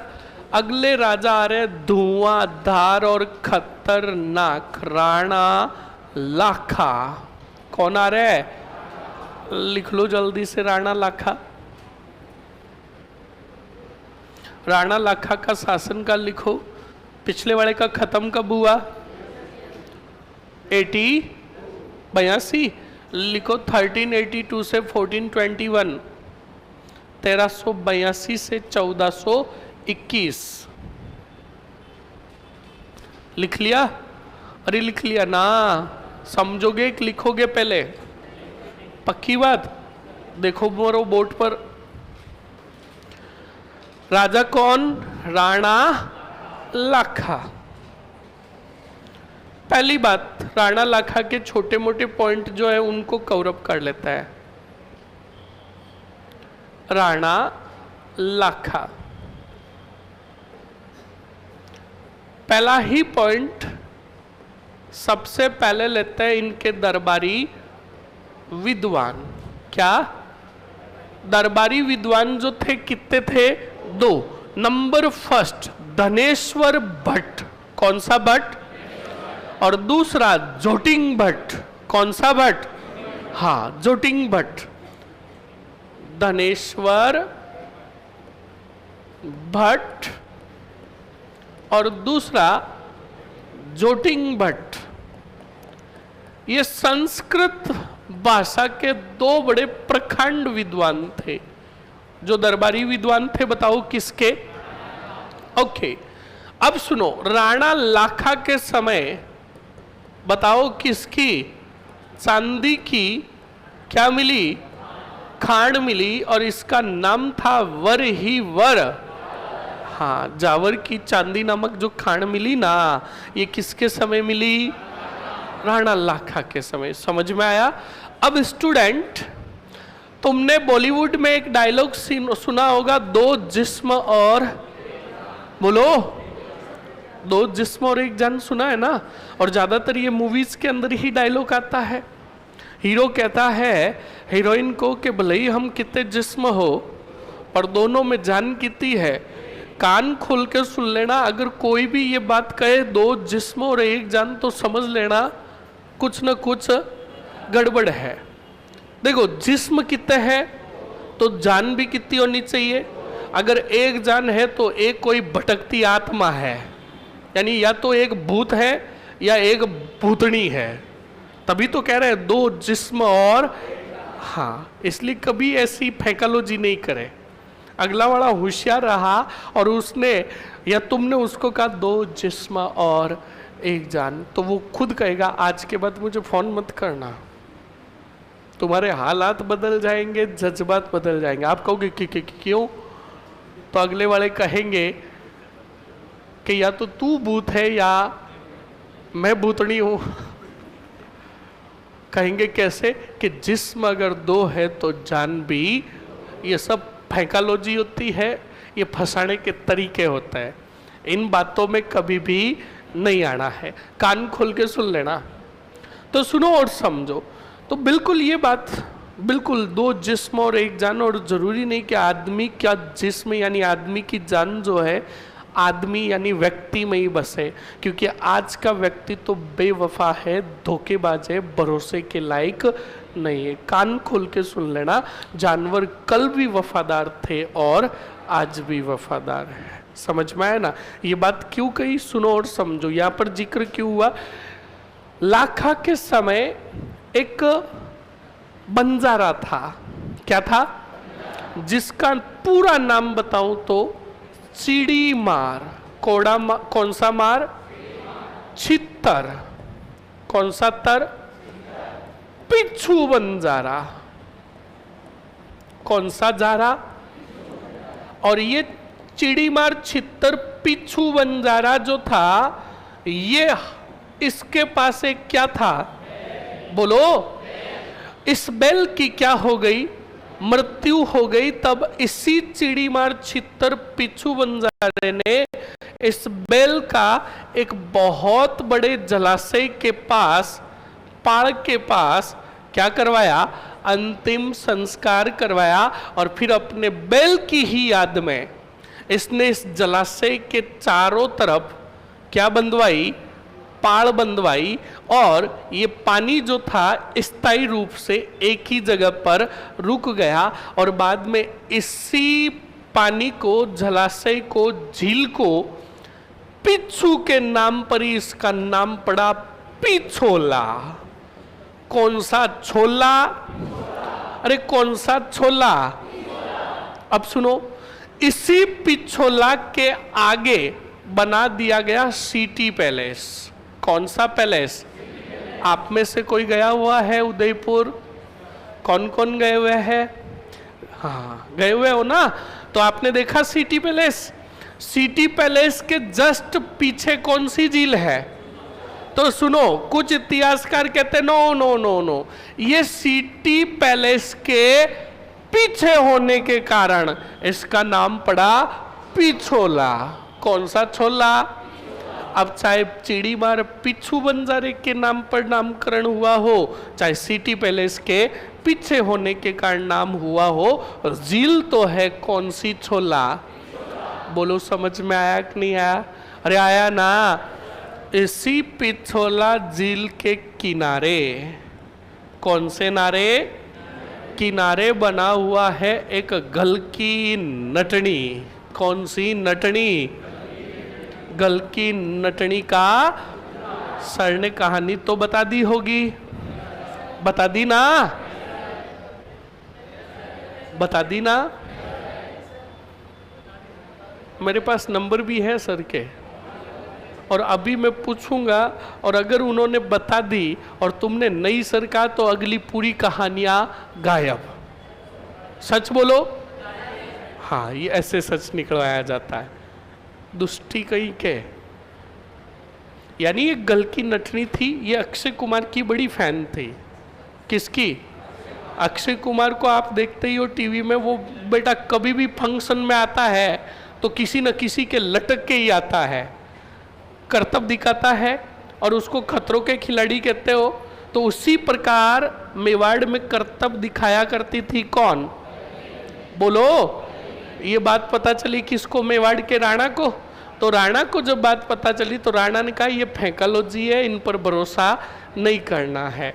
तो बिल्कुल राणा को उनके सामंतों सरदारों ने कहा ये फेंकालोजी नहीं है, ये सही है, हमने खुद ने बात सुनी है और इंस्टा पे रील्स देखी है। किसकी? गलकी की। गजब के करतब दिखाती है। तो राणा ने कहा अगर ऐसी बात है तो हम उसको टास्क देंगे। क्या देंगे? अगर हमारा टास्क पूरा कर दिया तो आधा मेवाड़ उसका। अब ये भावनाओं में बह गए कौन? राणा। और घोषणा तो कर दी। अब ये बात गई, पहुंची किसके पास बताओ? बोलो। हाँ, गलकी के पास बात पहुंची तो गलकी आई, बताओ किसके पास? हाँ, और राणा के दरबार में आकर गलकी ने कहा आपने कुछ कहा? क्योंकि वो करतब दिखाते थे। तो कहा आपने कुछ कहा? तो राणा ने कहा बिल्कुल कहा। तो कहा तू है कौन पहले? तो कहा मैं ही हूं गलकी। हाँ, हमारे राजस्थान में आपका नाम डॉक्यूमेंटली कुछ भी हो तुम्हें उपनाम से पुकारते हैं। जैसे सरोज नाम है, क्या नाम है? सरोज, तो सरोज को कहेंगे ए सरूड़ी, सही है। किसी का नाम किट्टू हो, क्या हो, तो उसको कहेंगे किटूड़ी, किसी को चिटूड़ी, ऐसे नाम होते हैं कि नहीं होता है? और हमारे छोरों के नाम तो इतने गजब गजब होते हैं कि पूछो ही मत, एक दिन में 10 उपाधियां दे देते हैं, सही है ना? तो ऐसे ही बिल्कुल गलकी ने कहा मैं ही हूं गलकी जो कर्तव्य दिखाती हो और तुम्हारे पूरे साम्राज्य में मेरे ही चर्चे हो रहे हैं।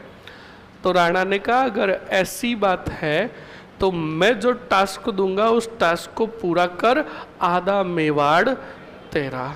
तो का टास्क बोलो, करना क्या है? तो राणा ने कहा कौन सी छोला, कौन सी छोला? पिछोला के एक किनारे की तरफ लगाया जाएगा खंबा, क्या लगाया जाएगा? और एक खंबा लगाया जाएगा दूसरी तरफ, और इसी खंबे पे लगाया जाएगा रस्सी, क्या लगाई जाएगी? तुझे इस तरफ से चलते चलते कर्तव्य दिखाते दिखाते दूसरी तरफ जाना है। अगर तू पिछोला को कर्तव्य दिखाते दिखाते चली गई तो आधा मेवाड़। तो गलकी ने कहा कि राणा जी सोच लो, एक बार सोचने का मौका दे रही हो। तो राणा ने कहा घोषणा की तो, तब गलकी ने मन ही मन में कहा राणा जी आधा मेवाड़ गया। अब सुनो, पूरे मेवाड़ को, मेवाड़ की जनता को बात बताई गई। पूरी मेवाड़ की जनता इस पिछोला झील के चारों तरफ आकर क्या हो गई? खड़ी हो गई, और बिल्कुल वहां पर बढ़िया डीजे की भी व्यवस्था की गई। गलकी आई और गलकी ने इधर से चलना प्रारंभ किया। तो गलकी ने डीजे वाले बाबू को इशारा करके कहा डीजे वाले बाबू मेरा गाना चला दे, गाना चला दे। तो डीजे वाले बाबू ने गाना चलाया। सबसे पहले गजबन पानी ने चाली। अब बताओ गलकी चलती चलती चलती चलती आई, थोड़ी सी आई, इधर बैठे थे कौन? राणा जी। राणा को इशारा किया पट्टा लूंगी, पट्टा, रजिस्ट्री नहीं। राणा जी का आगे देख मर, 4 पाउंड तो चली है और पट्टा लेगी, ये गिरेगी मरेगी। अब सुनो, अब वापस गलकी चलने लगी तो डीजे वाले बाबू को का गाना चेंज। अब लगा 52 गज का दामन, पैर मटक चलूंगी। हाँ लगा। तो स्टूडेंट अब बताओ गलकी चलने लगी, आधी नहीं आई, थोड़ी सी आई, वापस इशारा किया किस तरफ? राणा की तरफ। का पट्टा लूंगी, पट्टा। तो कहा आगे देख। तो अब स्टूडेंट अच्छे से देखो, आधे रास्ते तक आ गई कर्तव्य दिखाते दिखाते कौन? अब राणा जी की धड़कने और यहां तक आ गई। और उधर बेटे जो सामंत सेनानायक जो दरबार में थे वो तालियां बजा रहे थे, क्या गलकी वेरी गुड, आगे बढ़ो। हाँ सही है, मनोबल बढ़ा रहे थे। किसका? अब राणा जी को अपने मंत्रियों पर क्या आ रहा है? गुस्सा। और राणा जी को देख देख कर मंत्री और कह रहे गलकी गुड, आगे बढ़ो आगे बढ़ो। तब अब राणा जी को घबराए हुए देखा तो सभी मंत्रियों ने जाकर राणा जी को कहा लब के लिए ही क्यों, अब भुगतो। अब देखो, अभी तो रुको, अभी तो टेंशन किसको है? राणा को। अब ज्यों ज्यों गलकी बड़ी आगे आधे रास्ते तक आई, तब राणा जी ने कहा, मंत्रियों को कहा इधर आओ, चिंता मत करो, आधा मेवाड़ तो दूंगा। किसको? अगर गलकी पार कर गई तो आधा मेवाड़ तो दूंगा, पर आधा मेवाड़ कौन सा दूंगा? जो जागीरें तुम्हारे पास है वो। अब कूदने लगे कौन? मंत्री। का रोको वालों किसको? का गलकी को कह रहा है रुक जा।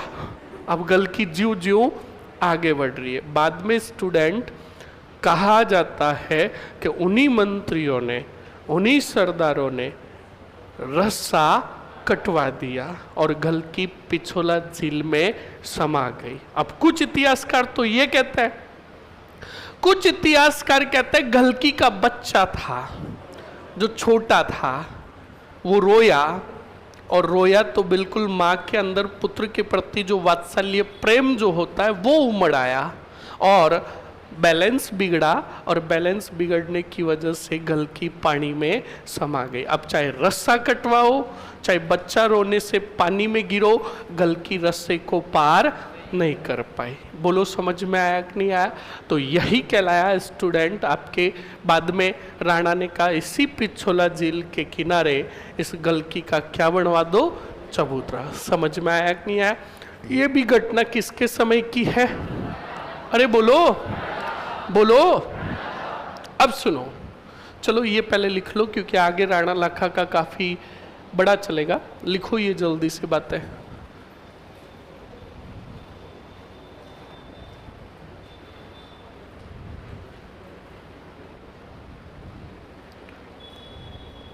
लिखो जल्दी से स्टूडेंट। राणा लाखा शासनकाल तो लिख लिया ना आपने, लिखो राणा लाखा के दरबारी विद्वान।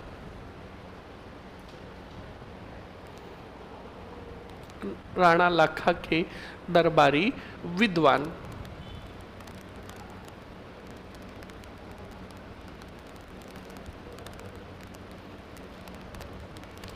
लिख लो धनेश्वर भट्ट व झोटिंग भट्ट।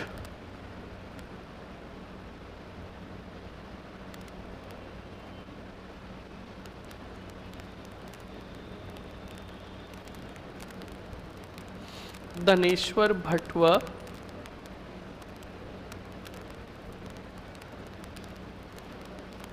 झोटिंग भट्ट। आगे लिखो स्टूडेंट। राणा लाखा के समय, राणा लाखा के समय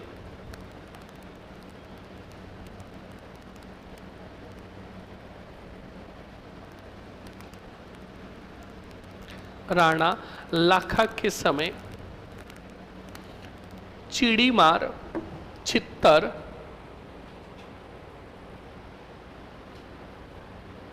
चिड़ीमार, छित्तर, पिच्छू बंजारे ने, चिड़ीमार, छित्तर, पिच्छू बंजारे ने अपने बेल की याद में, अपने बेल की याद में कौन सी छोला? पिछोला झील का, पिछोला झील का निर्माण करवाया।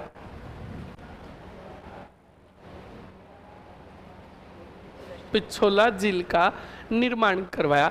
इसी झील के किनारे, इसी झील के किनारे गलकी नटनी का चबूतरा बना हुआ है।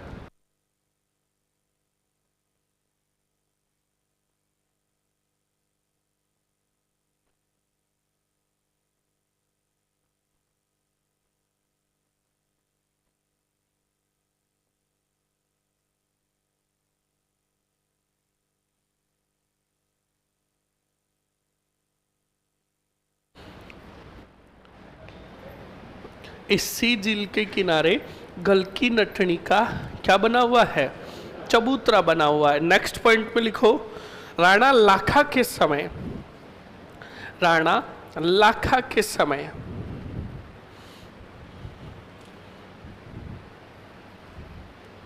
राणा लाखा के समय जावर नामक, जावर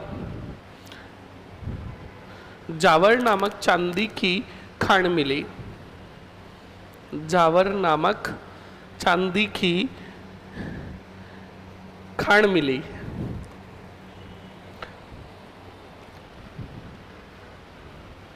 जावर नामक चांदी की क्या मिली? खान मिली। लिख लिया? अरे लिख लिया ना? ओके, लिखना आगे। लिख, कहाँ लिख दिया? अच्छा पहले लिखा दिया क्या कि तूने खुद नहीं लिखा? पहले क्यों लिखा? पीछे पेज पलटना तो ठीक है। और ये प्लॉट क्यों छोड़ा हुआ है? अच्छा ये तो पेज है। काम पूरा है एकदम। ठीक है, आगे बढ़ो, पेज पलट, और पेज पलट, और पलट। ठीक है, कोई गद्दार नहीं मिल रहा है। पालीवाल पेज पलट।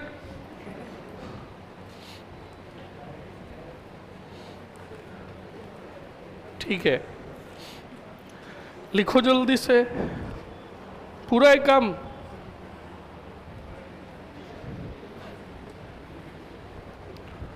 लिखो जल्दी से। 1184 है या 1187? क्या नागौर का युद्ध बता दीजिए ना छठ जी प्लीज। 1184। 1187 में तो चार्लू शिलालेख वो समझौता बताया था ना, ध्यान रखे। अलाउद्दीन जितना खतरनाक थे उसके पुत्र इतने खतरनाक नहीं हुए। अलाउद्दीन जितने खतरनाक अगर पुत्र होते तो आगे कौन सा वंश चलता? खिलजी वंश। इतने पुत्रों में राजस्थानी भाषा में कहूँ तो लक्कड़ थे ही नहीं, लक्कड़ बायरे थे। इसीलिए तो कौन सा वंश स्थापित हुआ? तुगलक वंश। समझ में आया ना? आगे बढ़ो और लिखो जल्दी से। हाँ, अब चलो समझो, बोर्ड पर देखो। अब सुन लेना, अच्छे से समझ लेना। अब सिर्फ आपके मेवाड़ी नहीं होगा, मारवाड़ का राठौड़ राजवंश का भी जिक्र होगा, इसलिए अच्छे से बोर्ड पर देखना, फास्टली समझाऊंगा। स्टूडेंट, बोर्ड के कितने भाग हो रहे हैं? 2, मतलब 2 साम्राज्य बन रहे हैं। इधर है आपका वाड़ ही वाड़, और मेवाड़ का राजा है राणा लाखा। बताओ कौन है? और राणा लाखा का पुत्र था राणा, बोलो, चुंडा। कौन था? या फिर राणा चूड़ा, कौन था? अब सुनो, इसी राणा लाखा के समकालीन वाड़ ही वाड़, मारवाड़ में राजा थे राव चूड़ा। कौन थे? राव चूड़ा का बड़ा पुत्र था रणमल राठौड़। कौन था रे? जल्दी से बोलो मरो। दूसरा पुत्र था राव सत्ता। कौन था? तीसरा पुत्र था रणधीर। कौन सा धीर? चौथा पुत्र था स्टूडेंट राव कान्हा। कौन था? हाँ, बंदे के होते ही गए, हंसाबाई। कौन सी बाई? हाँ, अब सुनो और समझो। राव चूड़ा जो थे प्रताड़ित इंसान थे, घर में इनकी 1% भी नहीं चलती थी। इनकी प्रिय रानी थी कौन सी दे? किशोरी दे के कहने पर राव चूड़ा ने अपना उत्तराधिकारी घोषित किया। किसको? बोलो, किसको? बड़ा पुत्र नाराज हुआ, कौन? बोलो। और रणमल मारवाड़ छोड़कर आ गया वाड़ ही वाड़। किसके दरबार में? लाखा ने पूछा, वू आ यू? तो रणमल राठौड़ ने कहा, माई नेम इज, माई पापा नेम इज, बोलो, माई छोटा ब्रदर नेम इज, माई पापा राजा बनाएंगे किसको? आई एम नाराज और आएंगे किधर? समझ में आया ना? ये हम राजस्थानियों की क्या है? इंग्लिश। और राजस्थानी जब इंग्लिश बोलता है ना तो अंग्रेज सीधा बेहोश। राजस्थानियों की इंग्लिश सुन के समझ में आया ना? मतलब 100 बातों की एक बात। अब पढ़ने का वे बनाओ। अब अच्छे से सुनो, बता देता हूँ। स्टूडेंट, जब राव चूड़ा ने उत्तराधिकारी घोषित कर दिया अपनी प्रिय रानी, किसके कहने पर? किशोरी दे के कहने पर राव कान्हा को, तब बड़े पुत्र नाराज हुए। कौन? और रणमल सोजत, और सोजत से आ गए वाड़ ही वाड़। मेवाड़ में समकालीन राजा थे राणा लाखा। बोलो, बोलो। हाँ, राणा लाखा राजा थे। राणा लाखा को जाकर कहा कि मैं मारवाड़ का रणमल राठौड़ हूँ। मेरे पिता राव चूड़ा है और मेरे पिता ने मेरे छोटे भाई अनुज राव कान्हा को उत्तराधिकारी घोषित कर दिया, इसलिए मुझे अब मारवाड़ में तो नहीं रहना, मेवाड़ में रहना। तो लाखा ने कहा ये आपके साथ अच्छा नहीं हुआ, आप चिंता मत कीजिए, हम आपको धड़ला गांव की, कौन से गांव की, धड़ला गांव की जागीर देते हैं। तो बताओ कौन से गांव की जागीर दी, बोलो बोलो। अब धड़ला में रहने लगा कौन सा मल, बोलो। अब रणमल की विकट समय में बताओ सहायता किसने की रे, तो बताओ रणमल की नजरों में बिल्कुल मान सम्मान बढ़ेगा किसका। आपको भी पता है स्टूडेंट, हमारे विकट समय में जो मित्र काम आता है और जब भी हमारे में विकट स्थिति बनती है तो उसी की याद आती है, हम उसी को कहते हैं कि भाई ये स्थिति है मेरी और मुझे इस चीज़ की ज़रूरत है। तो बिल्कुल विकट इस समय में जो हमारे काम आता है हम हमेशा ऑलवेज उसी को प्रायोरिटी देते हैं। तो ऐसे ही सुनो, रणमल की विकट स्थिति में मदद की किसने, तो रणमल ने सोचा कि मेरी बहन है कौन, बोलो कौन, और लाखा का पुत्र है कौन, चुंडा, कौन है। और ध्यान रखना राणा चूड़ा बोलो तो राणा लगाना, क्या लगाना, अगर राव लगाया तो मारवाड़ चले जाओगे तुम, सावधानी हटी दुर्घटना, इस बात को ध्यान रखे, अच्छे से ध्यान रखे। तो सुनो और समझो क्या हुआ और क्या नहीं हुआ। तो देखो रणमल क्या सोच रहा है कि मेरी बहन है कौन और लाखा का पुत्र है कौन, चुंडा, क्यों नहीं अपनी बहन का विवाह करवा दूं किसके साथ। ओके, ये सोच कौन रहा है, कौन से गांव में। तो रणमल ने क्या किया, बुलाया पुजारी को, किसको, और पुजारी को नारियल दिया, क्या दिया, और कहा कि पुजारी तुम जाओ वाड़ ही वाड़ और हमारी बहन हंसाबाई का रिश्ता लेकर जाओ लाखा के पुत्र चुंडा के लिए। तो आप बताओ नारियल लेकर कौन सा जारी आ रहा है, कहाँ पहुंचा, किसके दरबार में। अब लाखा के दरबार में आए तब चुंडा राजधानी से बाहर जा रखे थे, कहाँ जा रखे थे। अब ज्यों ही पुजारी के हाथों में देखा क्या, सगाई का नारियल, नारियल नहीं सगाई का नारियल। अब सगाई का नारियल देखा तो लाखा ने आऊ देखा और कोई, लाखा ने कहा क्या बात है पुजारी जी, बुढ़ापे में हमारे लिए सगाई का नारियल आया है। मतलब वो नारियल सगाई का अपने लिए समझ लिया किसने। तो जो ये बात कही तो दरबार में बैठे मंत्री और सेनानायक सब हंसे, किस पर, अब पुजारी की दरबार में पोपट हो गई। पुजारी वापस मेवाड़ से भागा भागा आया कहाँ, और नारियल दिया किसको, रणमल को कहा ये ले तेरा नारियल, मैं कहीं नहीं जाऊंगा। रणमल ने कहा क्या बात है, पुजारी जी गए तो साइलेंट मोड में, आए वॉयलेंस मोड में। तो कहा पुजारी जी हुआ क्या, पूरी बात बताओ। तो कहा क्या क्या क्या हुआ। तो कह रहा क्या क्या मत करो, बताओ हुआ क्या। तो कहा कि मैं तो नारियल किसके लिए लेकर गया, लाखा कह रहा है कि नारियल मेरे लिए लाए हो। जब ये बात बताई किसने, तो सुनो रणमल ने हाथों हाथ एक योजना बना ली। क्या बना ली, रणमल ने कहा क्यों नहीं मैं अपनी बहन का विवाह शर्त सहित करवा दूं किसके साथ, बोलो, और शर्त ये रखूं कि मेरी बहन हंसाबाई से जिस पुत्र का जन्म होगा वो मेवाड़ का क्या बनेगा, क्या बनेगा, और जब मृत्यु हो जाएगी किसकी, तो मेरे बहन का पुत्र यानी मेरा मेवाड़ का क्या बनेगा। और जब मेरा भांजा राजा बनेगा तो मैं भांजे से लूंगा सैनिक, बोलो, और सैनिक सहायता लेकर जाऊंगा कौन से वाड़, और क्या कर लूंगा, अधिकार। क्या कर लूंगा? ये योजना किसने बनाई? बोलो। अब रणमल ने वापस नारियल दिया कौन से? जारी को। और पुजारी को कहा पुजारी जी वापस जाओ, वाड़ ही वाड़।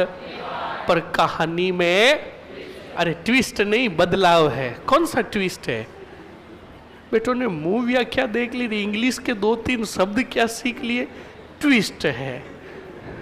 ट्विस्ट की मीनिंग कौन बोलेगा?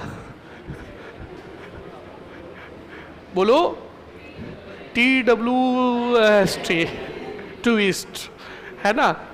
सुन लो मर लो, कोई ट्विस्ट नहीं है। कहा कि कहानी में थोड़ा बदलाव है। नारियल चुंडा के लिए नहीं जाएगा। अब सगाई और शादी होगी हंसाबाई की किसके साथ? पुजारी ने कहा ए भाई ये क्या कर रहा है?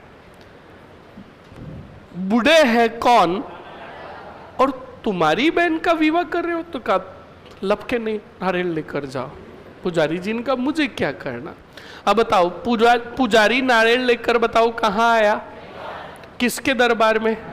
तो लाखा ने पुजारी को देखा तो पुजारी को कहा, लाखा जी ने कहा क्या बात है पुजारी, आते भी जल्दी जाते भी जल्दी। अब की बार पुजारी भी स्वैग में था।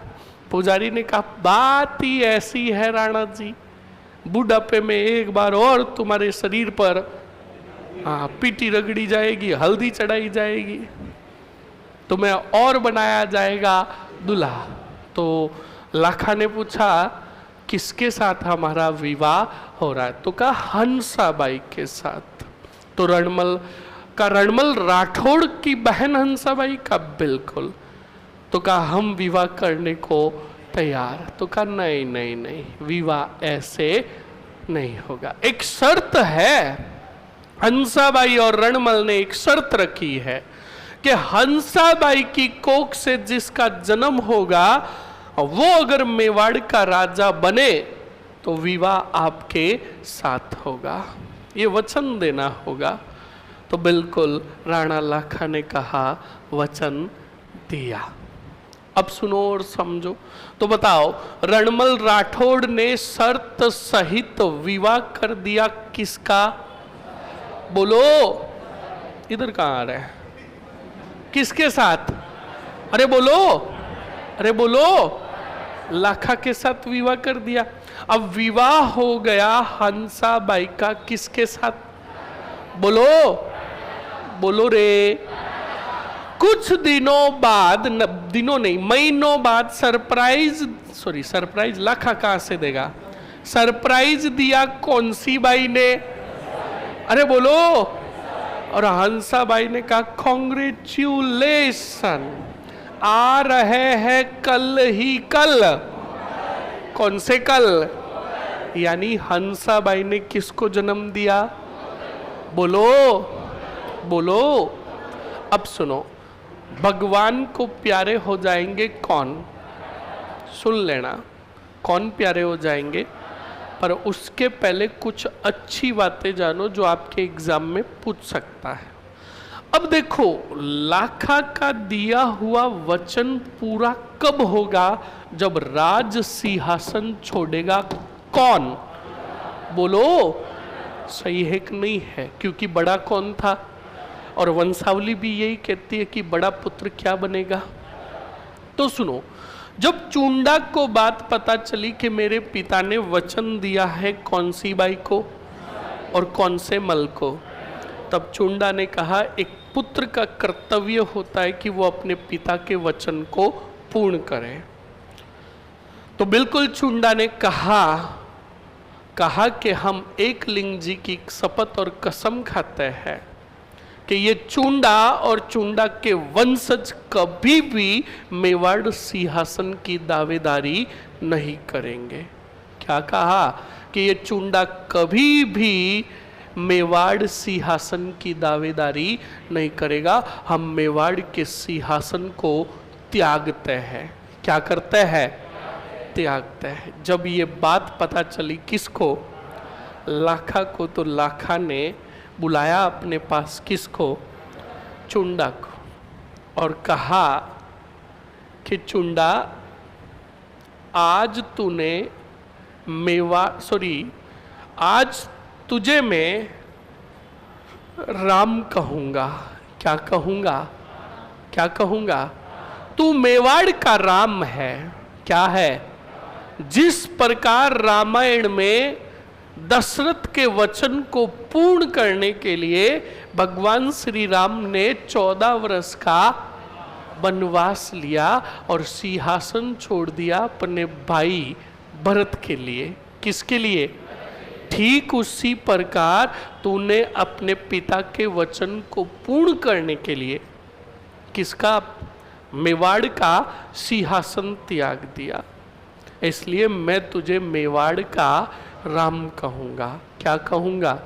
हमने आज तक गलती पढ़ा है कि मेवाड़ का भीष्म पितामह किसे कहा गया। सही है, भीष्म पितामह, क्योंकि इन्होंने भीष्म के जैसी प्रतिज्ञा ली। किसके जैसी?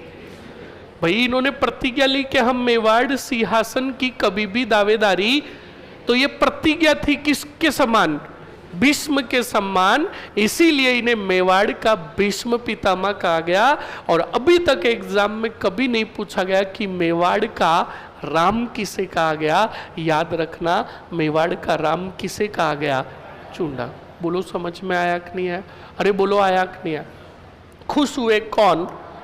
राणा लाखा ने कहा चुंडा, हम आज ये भी घोषणा करते कि मेवाड़ से कभी भी कोई भी आदेश जारी होगा तो तेरे चिन्ह से आदेश जारी होगा। और हम आपको कितनी जागीरें देते हैं? 4, जिसमें एक सलूम्बर। कौन सी?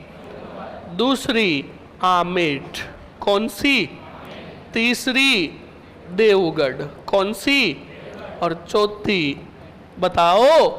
बेंगू। कौन सी? तो कितनी जागीरें दी? किसने? किसको? सवाल पूछेगा मेवाड़ का राणा किसे कहा, सॉरी मेवाड़ का राम किसे कहा गया? मेवाड़ का भीष्म पितामह किसे कहा गया? बोलो। हंसाबाई ने किसको जन्म दिया? और शर्त सहित हंसाबाई का विवाह किसके साथ हुआ? पर रणमल विवाह पहले किसके साथ करना चाहता था?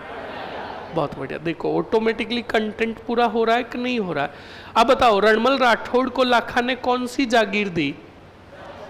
अरे बोलो बोलो। धनला। कौन से गांव की? अरे बोलो मरो। बोलो जोर से बोलो। याद रखना, एग्जाम में पूछ सकता है। धनला गांव की मेवाड़ में क्या दी? जागीर। अब सुनो और समझो। स्टूडेंट, लाखा की मृत्यु हो रही थी 1421 में, 1400। उस समय मोकल किधर गया रे साला? हंसाबाई किधर है? कहाँ है रे? हाँ ये रहा। यहां कहाँ हुआ ये? कोई बात नहीं, सुनो। कौन है? अरे बोलो। मृत्यु हो रही थी 1421 में, बताओ किसकी? उस समय मोकल की मात्र उम्र कितनी थी? बोलो। चिंता सता रही थी किसको? किसकी? और भरोसा सिर्फ था किस पर? तो चुंडा को अपने पास बुलाया किसने? और लाखा ने कहा कि पुत्र चुंडा, वचन दे कि तू रक्षा करेगा और ध्यान रखेगा किसका? तो बिल्कुल चुंडा ने कहा पिताजी चिंता मत कीजिए, मैं वचन देता हूं कि जब तक मैं मेवाड़ में हूं मोकल का बाल भी बांका नहीं होगा। बोलो समझ में आया कि नहीं आया? तो सवाल अगर आपको पूछ ले कि राणा लाखा ने मोकल का संरक्षक किसे नियुक्त किया? बोलो समझ में आया कि नहीं आया? अरे आया ना? जल्दी से जाओ, चाय आई पी के आ जाओ, फिर लिखते हैं आगे। धन्यवाद।